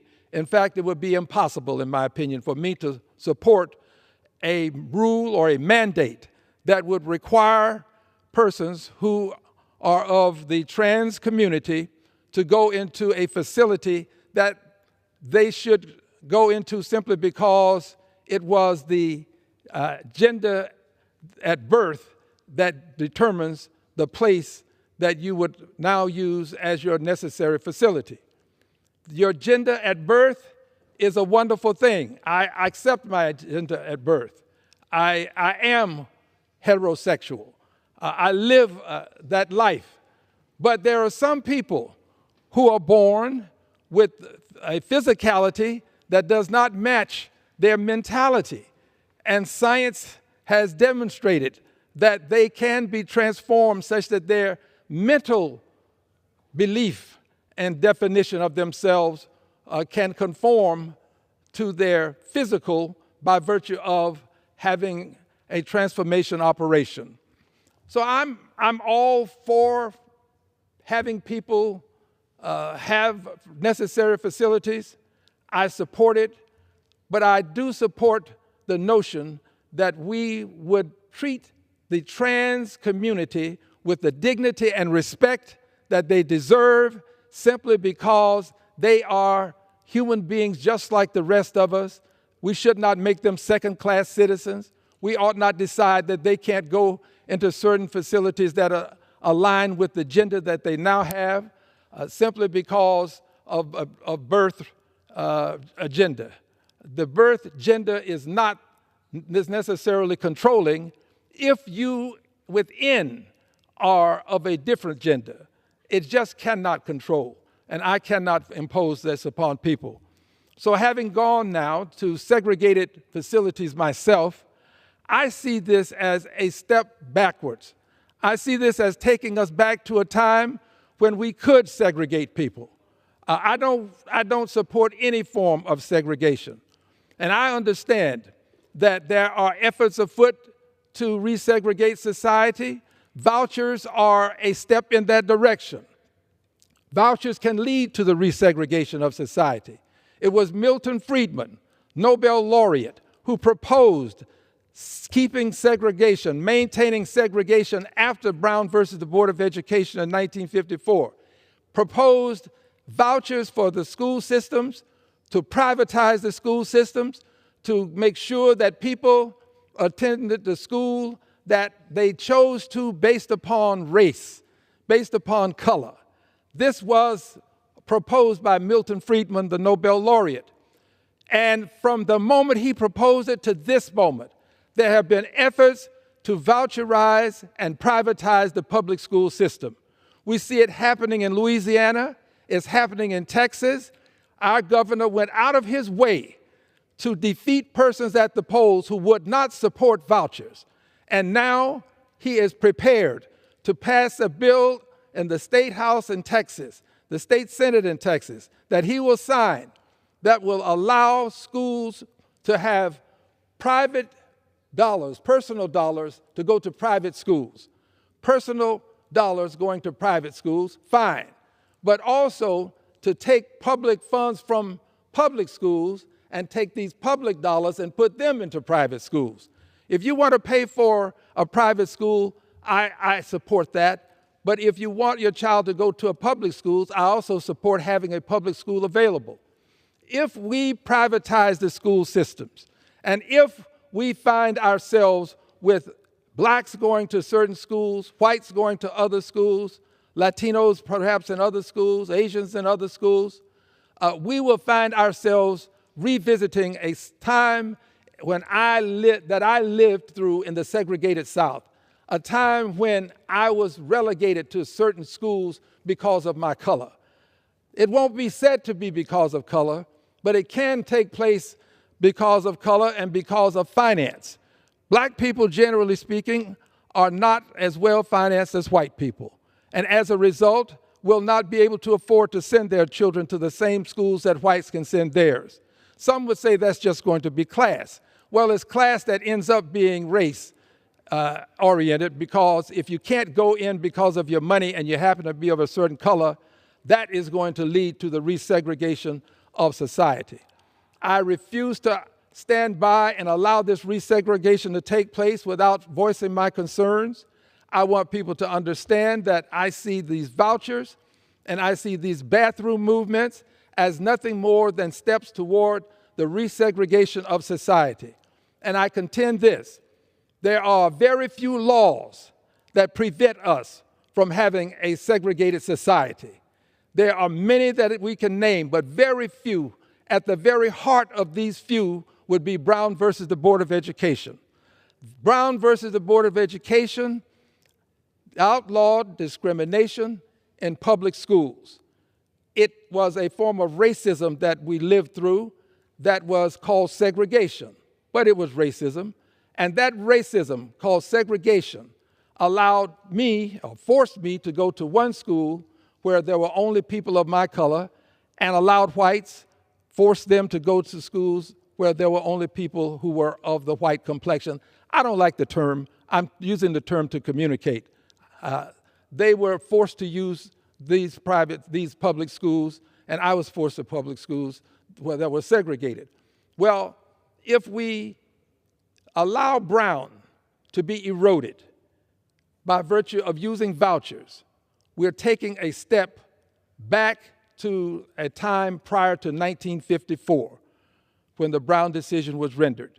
And if we go back beyond 1954, we will find ourselves slowly chipping away with other aspects of society, such that I may again find myself having to go to a back door. I may find myself having to go to a colored-only restroom. I may find myself having to go to the balcony of the movie, the back of the bus. These are the things that I lived through. And I never believe, now that I have seen the change that has taken place in our country, I do not believe that we can conclude that we can't go back. If you believe that we can't go back, ask women who believe that they should have the right to have choice in their lives as it relates to abortion. Ask them, ask them about what happened to the law that was but 50 years of age. 50 years had passed, and we find ourselves with the Supreme Court overturning the law that allowed women to have the right, found the constitutional right, in fact, to have an abortion. But now this law has been challenged at the Supreme Court level, passed back down to the states to do with as they choose, and many states choose to literally do all that they can to ban abortion in the United States of America. So don't assume that what you have today, you will have tomorrow. If you don't fight for it today, you can lose it tomorrow. And if you don't fight for the rights of others, you can lose your rights. The rights of others are the rights that protect us. All of us are protected because we protect the rights of others, and others will protect our rights. And if we don't protect each other, we can lose precious rights that we have. This is a society that desires to have people sometimes subservient, as has been indicated by virtue of the fact that many people were enslaved. This subserviency is something that still exists in the hearts of many in this society. And this desire to have people succumb to the need for some to have supremacy is something that we have to be alert for. We've got to fight against it. I'm going to stand up against it, which means I have to stand against any mandate that would require a trans person to go to a facility that is aligned with their birth gender as opposed to the gender that they currently have by virtue of having gone through the transformation. I stand with them. I stand for the rights of all people to not suffer invidious discrimination. And if you're going to stand for all people, you've got to stand with the trans community. This is my opinion. Let others do what they may. I have taken my position. I don't know when there will be a vote on it or if ever there will be a vote. The judicious thing they tell me is if there's something that you may never have to vote on, never comment on it. Well, there are some things that are so precious, some things that are so near and dear to the heart that you have to comment on them when you see a mistake about to be made. And I believe it would be a mistake for this House to conclude that trans people cannot go to the necessary facility that aligns with their current sex, their current transformed sex. I believe it would be a mistake for the House to do this. I trust that it will be reconsidered and that it won't happen. The Senate has not done it. I pray that they will not, and I pray that the House will not. Again, I stand for the rights of others, people that I'm not born into their lives in the sense that I'm not an Asian, I'm not a Latino, I'm not a Muslim, I'm not Jewish, but I stand for the rights of all of these people. And I also stand for the rights of Palestinians. I never want to leave them out because Palestinian rights are being trampled upon every day now. But for me, standing up for the rights of others is a way of protecting my very own rights. I'm here to do that. I'm here to let the world know that trans people have the same rights to a facility as anybody else when it aligns with the gender that they currently have. I thank you for the time, Madam Speaker, and I yield back. Gentleman yields back. Under the Speaker's announced policy of January 9th, 2023, the Chair recognizes the gentleman from California, Mr. Kiley, for 30 minutes.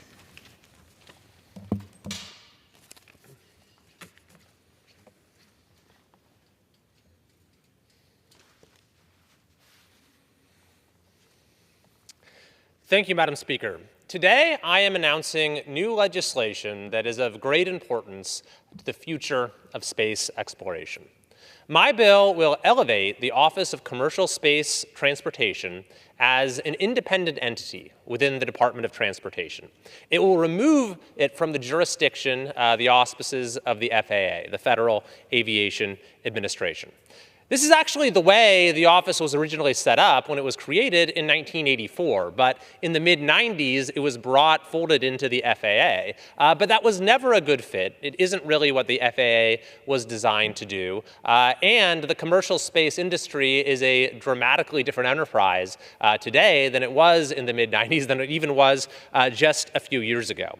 This is a common sense reform that in fact has been endorsed by the FAA's own Commercial Space Transportation Advisory Committee, which unanimously recommended removing the Office of Commercial Space Transportation from the FAA, making it its own independent entity that reports directly to the Department of Transportation Secretary.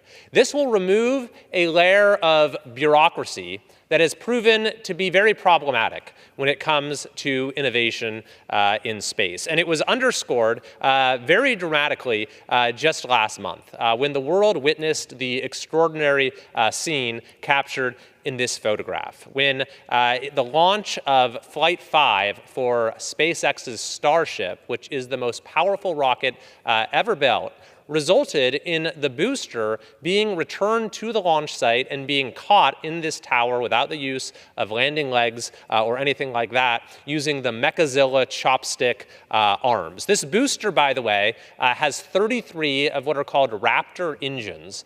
Each one of those 33 engines has twice as much thrust as the engines of a Boeing 747. Truly an awe-inspiring amount of force, and the scale and power of this space vehicle is truly unprecedented. And the feat that was accomplished in Flight 5 was something that folks didn't even think was possible. By the way, I had the chance to go to Flight 6 earlier this week, which was another very successful test for SpaceX, and truly something that was remarkable to witness in person. However, this amazing scene almost didn't happen, or at least didn't happen when it did, because the FAA had tried to hold back the launch. The FAA had come out and said that it was going to depart from the previously announced timeline and was going to delay the launch by months for no good reason at all.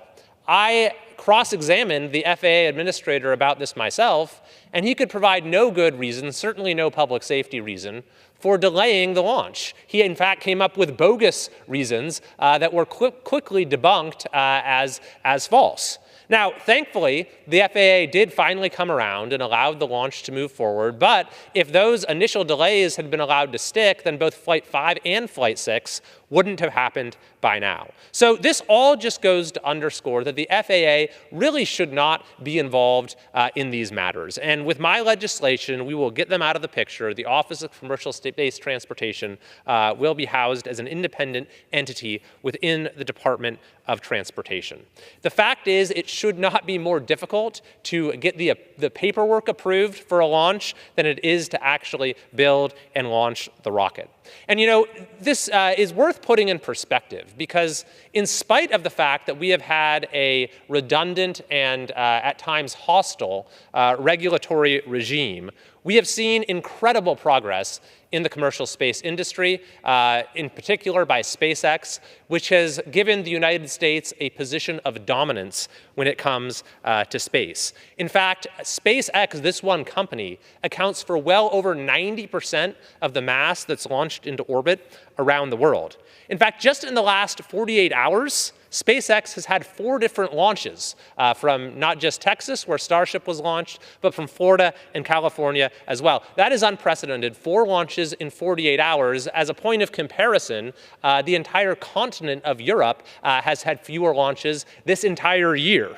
So it's truly extraordinary what is being accomplished in spite of regulations and bureaucracies that are attempting to hold us back. And so just imagine what we can accomplish if we actually have our laws and regulations and agencies be on the side of innovation. Just imagine what might be possible. The dominance that the United States currently has in space is of tremendous national asset and is of vital importance in a number of ways. When it comes to national security, of course, as well as when it comes to connectivity, bringing internet to all corners of the globe. I have constituents in Death Valley, which I represent, which use SpaceX's Starlink system. It's also been used by our fire agencies when connectivity is disrupted with wildfires. So they've managed to accomplish all of this in spite of adverse regulations. And if we manage to change that paradigm, if we manage to actually have regulations that are designed to encourage those who are innovating, to make these seemingly impossible feats be brought somewhat closer or more readily within the bounds of possibility, it will not only enhance U.S. dominance in space, it will not only further all of those advantages I just mentioned, but I think it will continue to bring folks together around something that is truly inspiring, around this common purpose, something that's larger than any of us. I think that when we witnessed this epic catch of the Starship booster last month, it was really a singular moment, more than any other moment, perhaps in decades. It has heralded a new era of space exploration with literally infinite possibilities. And so I'm truly excited about this. I think it's something that everyone in our country and all across the world can be excited by. And I'm excited about the new possibilities that will open up when we get this bill passed and signed into law.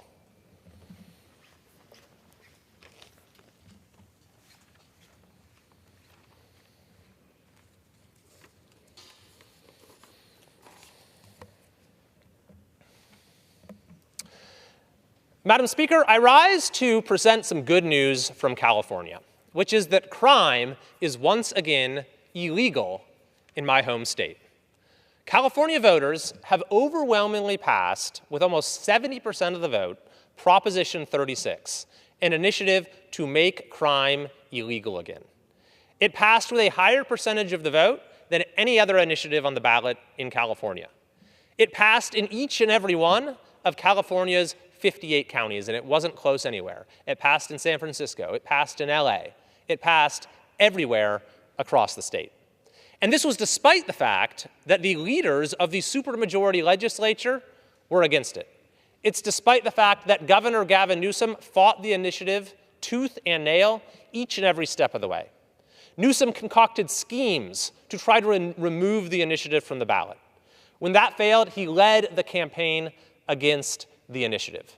And yet, at the end of the day, California voters overwhelmingly passed it, and Governor Newsom, for his part, decided to insult the voters. He said the initiative was a very lazy response to the state's crime problem. He even said he doesn't recognize the state that he's living in. And that's probably a good thing, because the state that we've been living in is one where crime has effectively been legalized. If you walk into a store in many parts of California, first of all, on your way into the store, you might have to walk through an open-air drug market or a place where drugs are being openly exchanged and used. You might have to step around needles that are on the ground. This might happen on your way to school or in a park or in many other public places. And then you go into a store, let's say it's a CVS, and you just need to get some shampoo or a stick of deodorant. Well, you can't just go and take it off the shelf and pay. It's going to be under lock and key. And you're going to need to go and press a button or summon an attendant to come and unlock the cabinet so you can get your stick of deodorant or you can get your bottle of shampoo. And the reason, of course, they're doing that is because the legal system cannot be relied upon to deter crime, so retailers have had to take matters into their own hands. And if there is a theft incident, which does actually dramatically reduce the margins of retailers and is driving many out of business in California, there's nothing they can do about it. They just have to watch the person walk out the door with stolen merchandise. And then usually they won't even bother to report it to the authorities because they know nothing is going to happen because the laws on the books are not strong enough to make a prosecution worth going through in most places.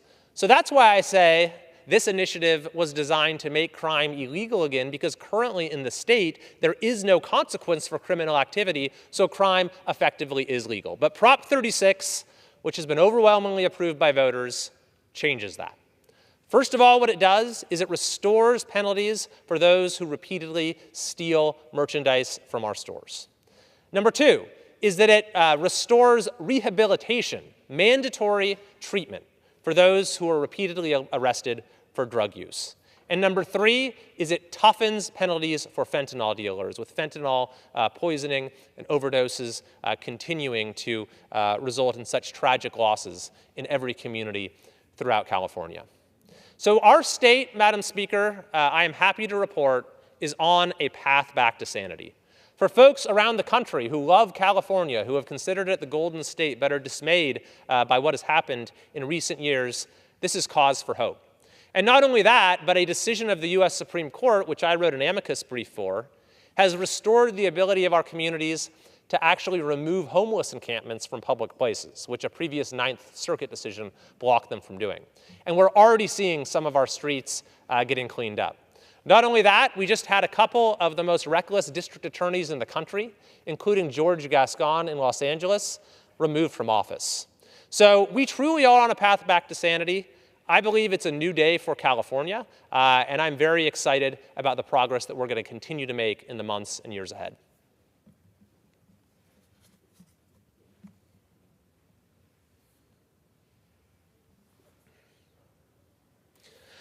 Madam Speaker, I wish to recognize and honor the memory of a good friend of mine, John Heidel, the El Dorado County Supervisor for District 1, who passed away this month on November 2nd. Supervisor Heidel was an outstanding public servant who served those in the El Dorado Hills area for over 40 years, most recently 2 terms on the Board of Supervisors. John was raised in Ceres, California on the Heidel family ranch, where he performed farm work as well as driving for his family trucking business. John's family had been ranching for generations, and beyond his work for the family growing up, he continued the family farming legacy by serving as the chairman of the board of Heidel Ranch. During his years at Ceres High School, John earned his Eagle Scout rank at the age of 16. I actually used to see him at every Eagle Scout ceremony I went to in the area. He was always there, a proud Eagle himself, and so proud to recognize and honor the young Eagles as they reached that milestone. Also in high school, he met his wife of 52 years, Eileen, who's a retired public school teacher. John studied mechanical engineering at Cal Poly, San Luis Obispo, which launched his career in the aerospace industry. During these years, he conducted impressive work at Aerojet and Northrop Grumman and excelled at multiple roles, including rocket test engineer, rocket design engineer, director of engineering, and chief systems engineer. John was propelled by his personal motto of service before self to serve his community, guiding his transition to public service. He led his community in various roles. He served on the El Dorado Hills County Water District for 33 years, the El Dorado Hills Area Planning Advisory Committee for 36 years, the El Dorado Hills Community Council for 23 years. The list goes on. The thorough dedication and leadership shown by John is one of the things that's allowed our region to remain an amazing place, to live, to learn, to work, to raise a family. It has been a true privilege to know John, and I'm certain that the impact of his lifelong service before self slogan will be felt by the county for many, many years, for generations to come. During my time in both the State Assembly and in Congress, it's been an honor to work alongside Supervisor Heidel. He truly exemplified what it means to be in public service and worked tirelessly to improve the quality of life for all of his constituents. Therefore, on behalf of California's 3rd Congressional District in the United States House of Representatives, I extend my heartfelt condolences to John's wife, Eileen, their 5 daughters, Catherine, Maureen, Christine, Rachel, and Brittany, and to the many others whose lives John touched in El Dorado County and the neighboring region. John Heidel will be greatly missed, and his legacy will be felt for a long, long time to come.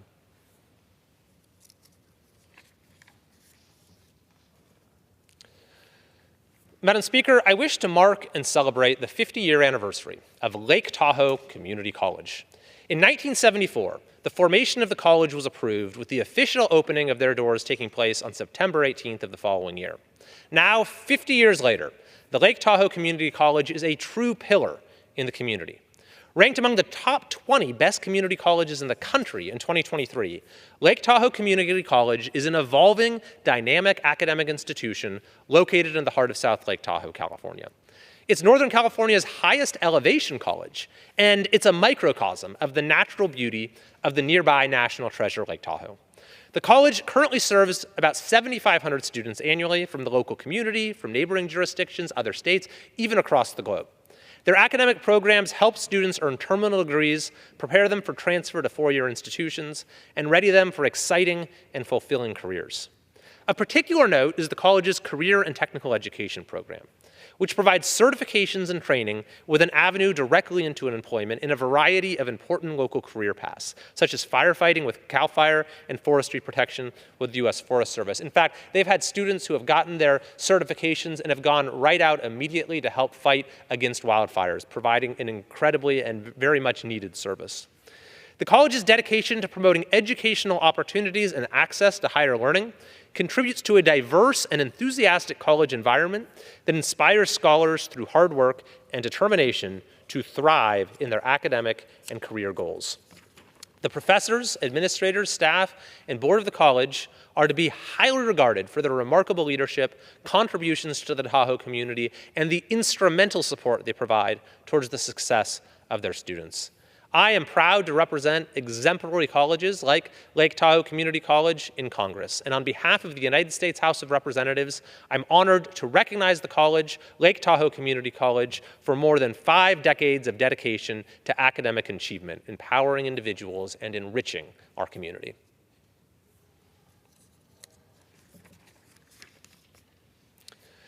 Madam Speaker, I wish to mark and celebrate the 75-year anniversary of the Death Valley 49ers.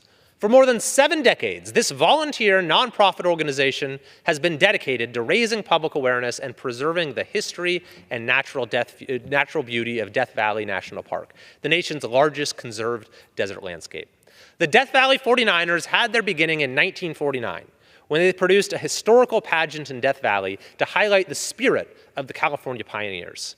Since then, the Death Valley 49ers have sponsored an annual encampment each November to celebrate this pioneer spirit and the highly valued national resource of Death Valley. Through their efforts to both protect the rare desert environment and famed recreational space, this organization has played a pivotal role in educating the public on the history of Death Valley and the settlement of the West. In addition to sponsoring the annual encampment, they are also involved with a variety of projects that support Death Valley and the surrounding community, including hosting art shows and musical events, providing scholarships and educational opportunities for local students, publishing books and other communications about the park, assisting in renovation projects, spearheading monument and state landmark efforts, and maintaining contact with the Timbashoshini tribe.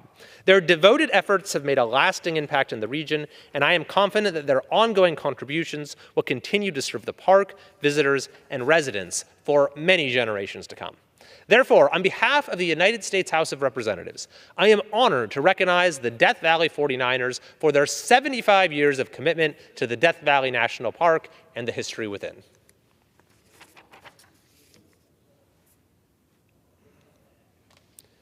Madam Speaker, I wish to mark and celebrate the 50-year anniversary of the Roseville Housing Authority. The Roseville Housing Authority started providing rental assistance in 1980 and has since directed more than $132 million in federal funds to those in need who qualify as low-income households for rental assistance. Acting in conjunction with the Department of Housing and Urban Development, the Roseville Housing Authority works as the hands that reach out to the local community to make housing assistance both affordable and accountable. This outreach has expanded as they administer for the City of Rockland in providing both project-based vouchers and housing choice vouchers. Moreover, in the last decade alone, the Roseville Housing Authority ran the Veteran Affairs Supportive Housing Program, which collaborates with the United States Department of Veteran Affairs. I am proud to say that their work of housing veterans is progressing. In 2021, the Roseville Housing Authority leased the first project-based vouchers in Roseville, which provided lease assistance for households directly from homelessness, and nearly 2/3 were issued to veterans. The enduring strength and innovation of the Roseville Housing Authority in creating and implementing new housing opportunities was on full display last year when their landlord incentive program served 140 households and achieved a near perfect 97% lease success rate. These recent successes provide a short glimpse into the Roseville Housing Authority's dedication to assisting with and initiating housing opportunities in the community. Their success is consistent and historic, and they have earned the designation of high performer by the Department of Housing and Urban Development for decades. This distinguished and meritorious status is the highest rating the department can bestow on a public housing agency. The Roseville Housing Authority is and has been among the top public housing authorities in the country. It is a great honor and privilege to represent pioneering and exceptional organizations, such as the Roseville Housing Authority in Congress. Therefore, on behalf of the United States House of Representatives, I am honored to recognize the Roseville Housing Authority for 50 years of providing outstanding contributions to our community.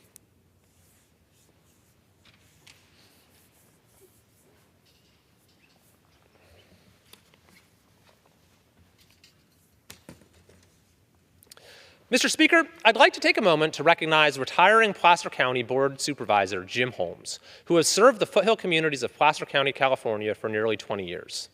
A native to the city of Auburn with long family roots that extend back 5 generations, Supervisor Holmes attended Placer High School and Sierra College and completed his undergraduate education at Humboldt State University with a Bachelor of Arts degree. He worked for nearly 30 years as a manager and owner of a gas station and repair shop, thus setting the stage for his public service based on lessons learned as a small businessman.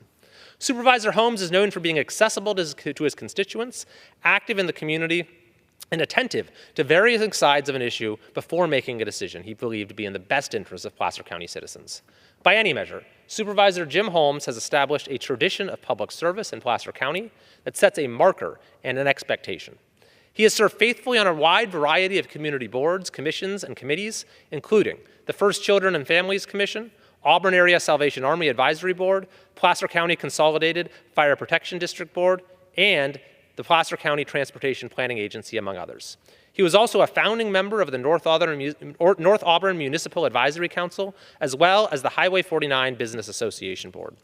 During Supervisor Holmes' tenure, he promoted affordable housing projects and programs, improved traffic and highway safety concerns, invested in fire protection and prevention efforts, supported our local public libraries, preserved the agricultural heritage of the area, and enhanced overall services throughout the county. Supervisor Jim Holmes achieved a wide diversity of accomplishments to improve the quality of life and experiences for residents, businesses, and visitors of Placer County. Some of his particularly noteworthy accomplishments include his contributions towards fully funding the Placer County retirement obligation, bringing Mercy Housing to North Auburn, building the Rockland Public Library, and leading improvements to Highway 49, just to name a few. It is because of the leadership and commitment of people like Supervisor Jim Holmes that Placer County is such a great place to live, work, and recreate. I am confident that the legacy he built and the public service he provided will continue to benefit the county for many years to come. Therefore, on behalf of the United States House of Representatives, I am honored to recognize Supervisor Jim Holmes for the years of dedicated leadership he provided to the people of Placer County, and I wish him all the best in his retirement.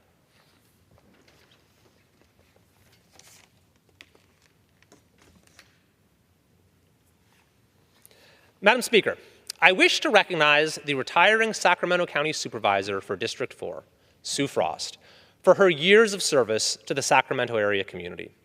Supervisor Frost has served the people of the Sacramento area for more than 3 decades, with a career in elected office that spanned 12 years. Before pursuing her interest in the public sphere, Supervisor Frost held a distinguished career and made exceptional contributions in both healthcare and business. With a strong foundation in nursing and physical education from Pacific Union College, she became a California certified emergency nurse, showcasing her dedication to community health. In the business world, she's excelled as a business owner for 34 years in mortgage lending, consulting, and real estate investments until her retirement in 2014.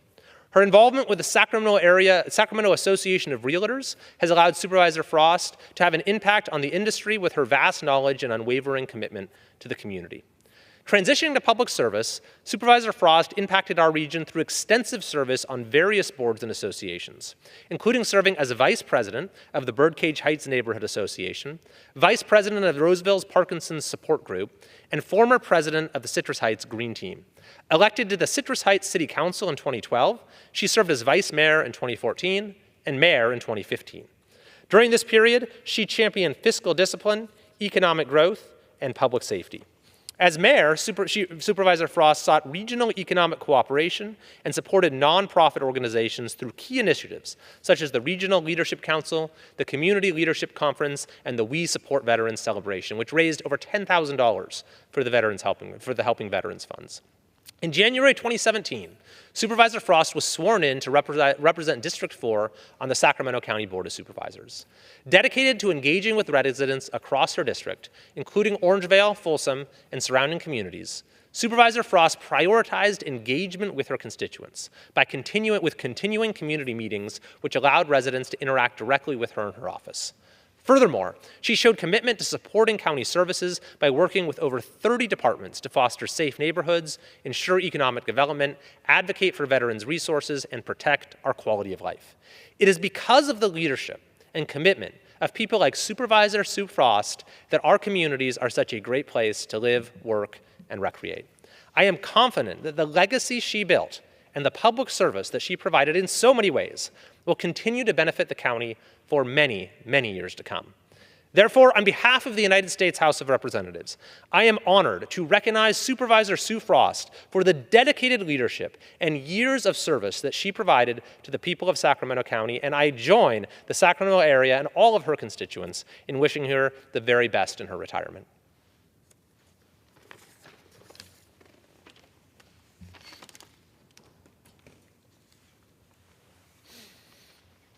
Madam Speaker, it is with a heavy heart that I wish to take a moment to honor the memory of Robert Hugh Tanner, known as Bobby, an Inyo County resident and community leader who passed away earlier this year in June. Bobby Tanner was known by others as an inspiration, a role model, a local legend, a man of integrity, a great mule man, and a friend to the Eastern Sierra who contributed greatly to his community. He was born in Inyo County in the city of Bishop in 1959. Bobby was raised working at his family business, the Reds Meadow Resort and Pack Station, where he would lead pack strings into the Sierra Nevada mountains, a way of life that became one of his dearest passions. He graduated from Bishop Union High School in 1978 and went on to earn his degree from Cal Poly San Luis Obispo. Bobby owned and operated his own businesses, Tanner Hay Company and Rock Creek Lodge, and eventually became the owner of his family business, Reds Meadow Resort and Pack Station. As a business and an entrepreneur himself, he maintained a strong commitment to supporting other local small businesses and organizations, contributing to the strength and economic vitality of the region. He loved the outdoors, which was reflected in his enthusiasm for sports, namely skiing and football, skills of which led him to mentoring and coaching youth in the local ski and high school football teams. Bobby placed his heart in the center of the Eastern Sierras and served the community in several capacities. Of particular note were the monumental contributions he and his families made to the famous Bishop Mule Days celebration, a first-rate mule show in classic Eastern Sierra tradition. As a son to one of the founders of Mule Days, Bobby participated in this event since its inception in 1970 when he was just 10 years old, and served for many years as a member and president of the board later in life. He also played a vital role in recreating and operating the famed 20 Mule Team, a special historical attraction iconic to Death Valley. Undoubtedly, Bobby Tanner's many contributions are part of the fabric and fiber of the city of Bishop and surrounding communities, and I am confident that the impact of the remarkable legacy he left will be felt for many generations to come. Therefore, on behalf of California's 3rd Congressional District and the United States House of Representatives, I want to offer my heartfelt condolences to Bobby's mother, Jean, wife, Claudia, son, Bo, sister and brother-in-law, Suzanne and Harvey Bertrand, and the countless others whose lives he touched throughout Inyo County and the Eastern Sierra region. Bobby Tanner will be greatly missed. Thank you, Madam Speaker, and I yield back. Pursuant to Section 3Z of House Resolution 5, the House stands adjourned until 1 p.m. tomorrow.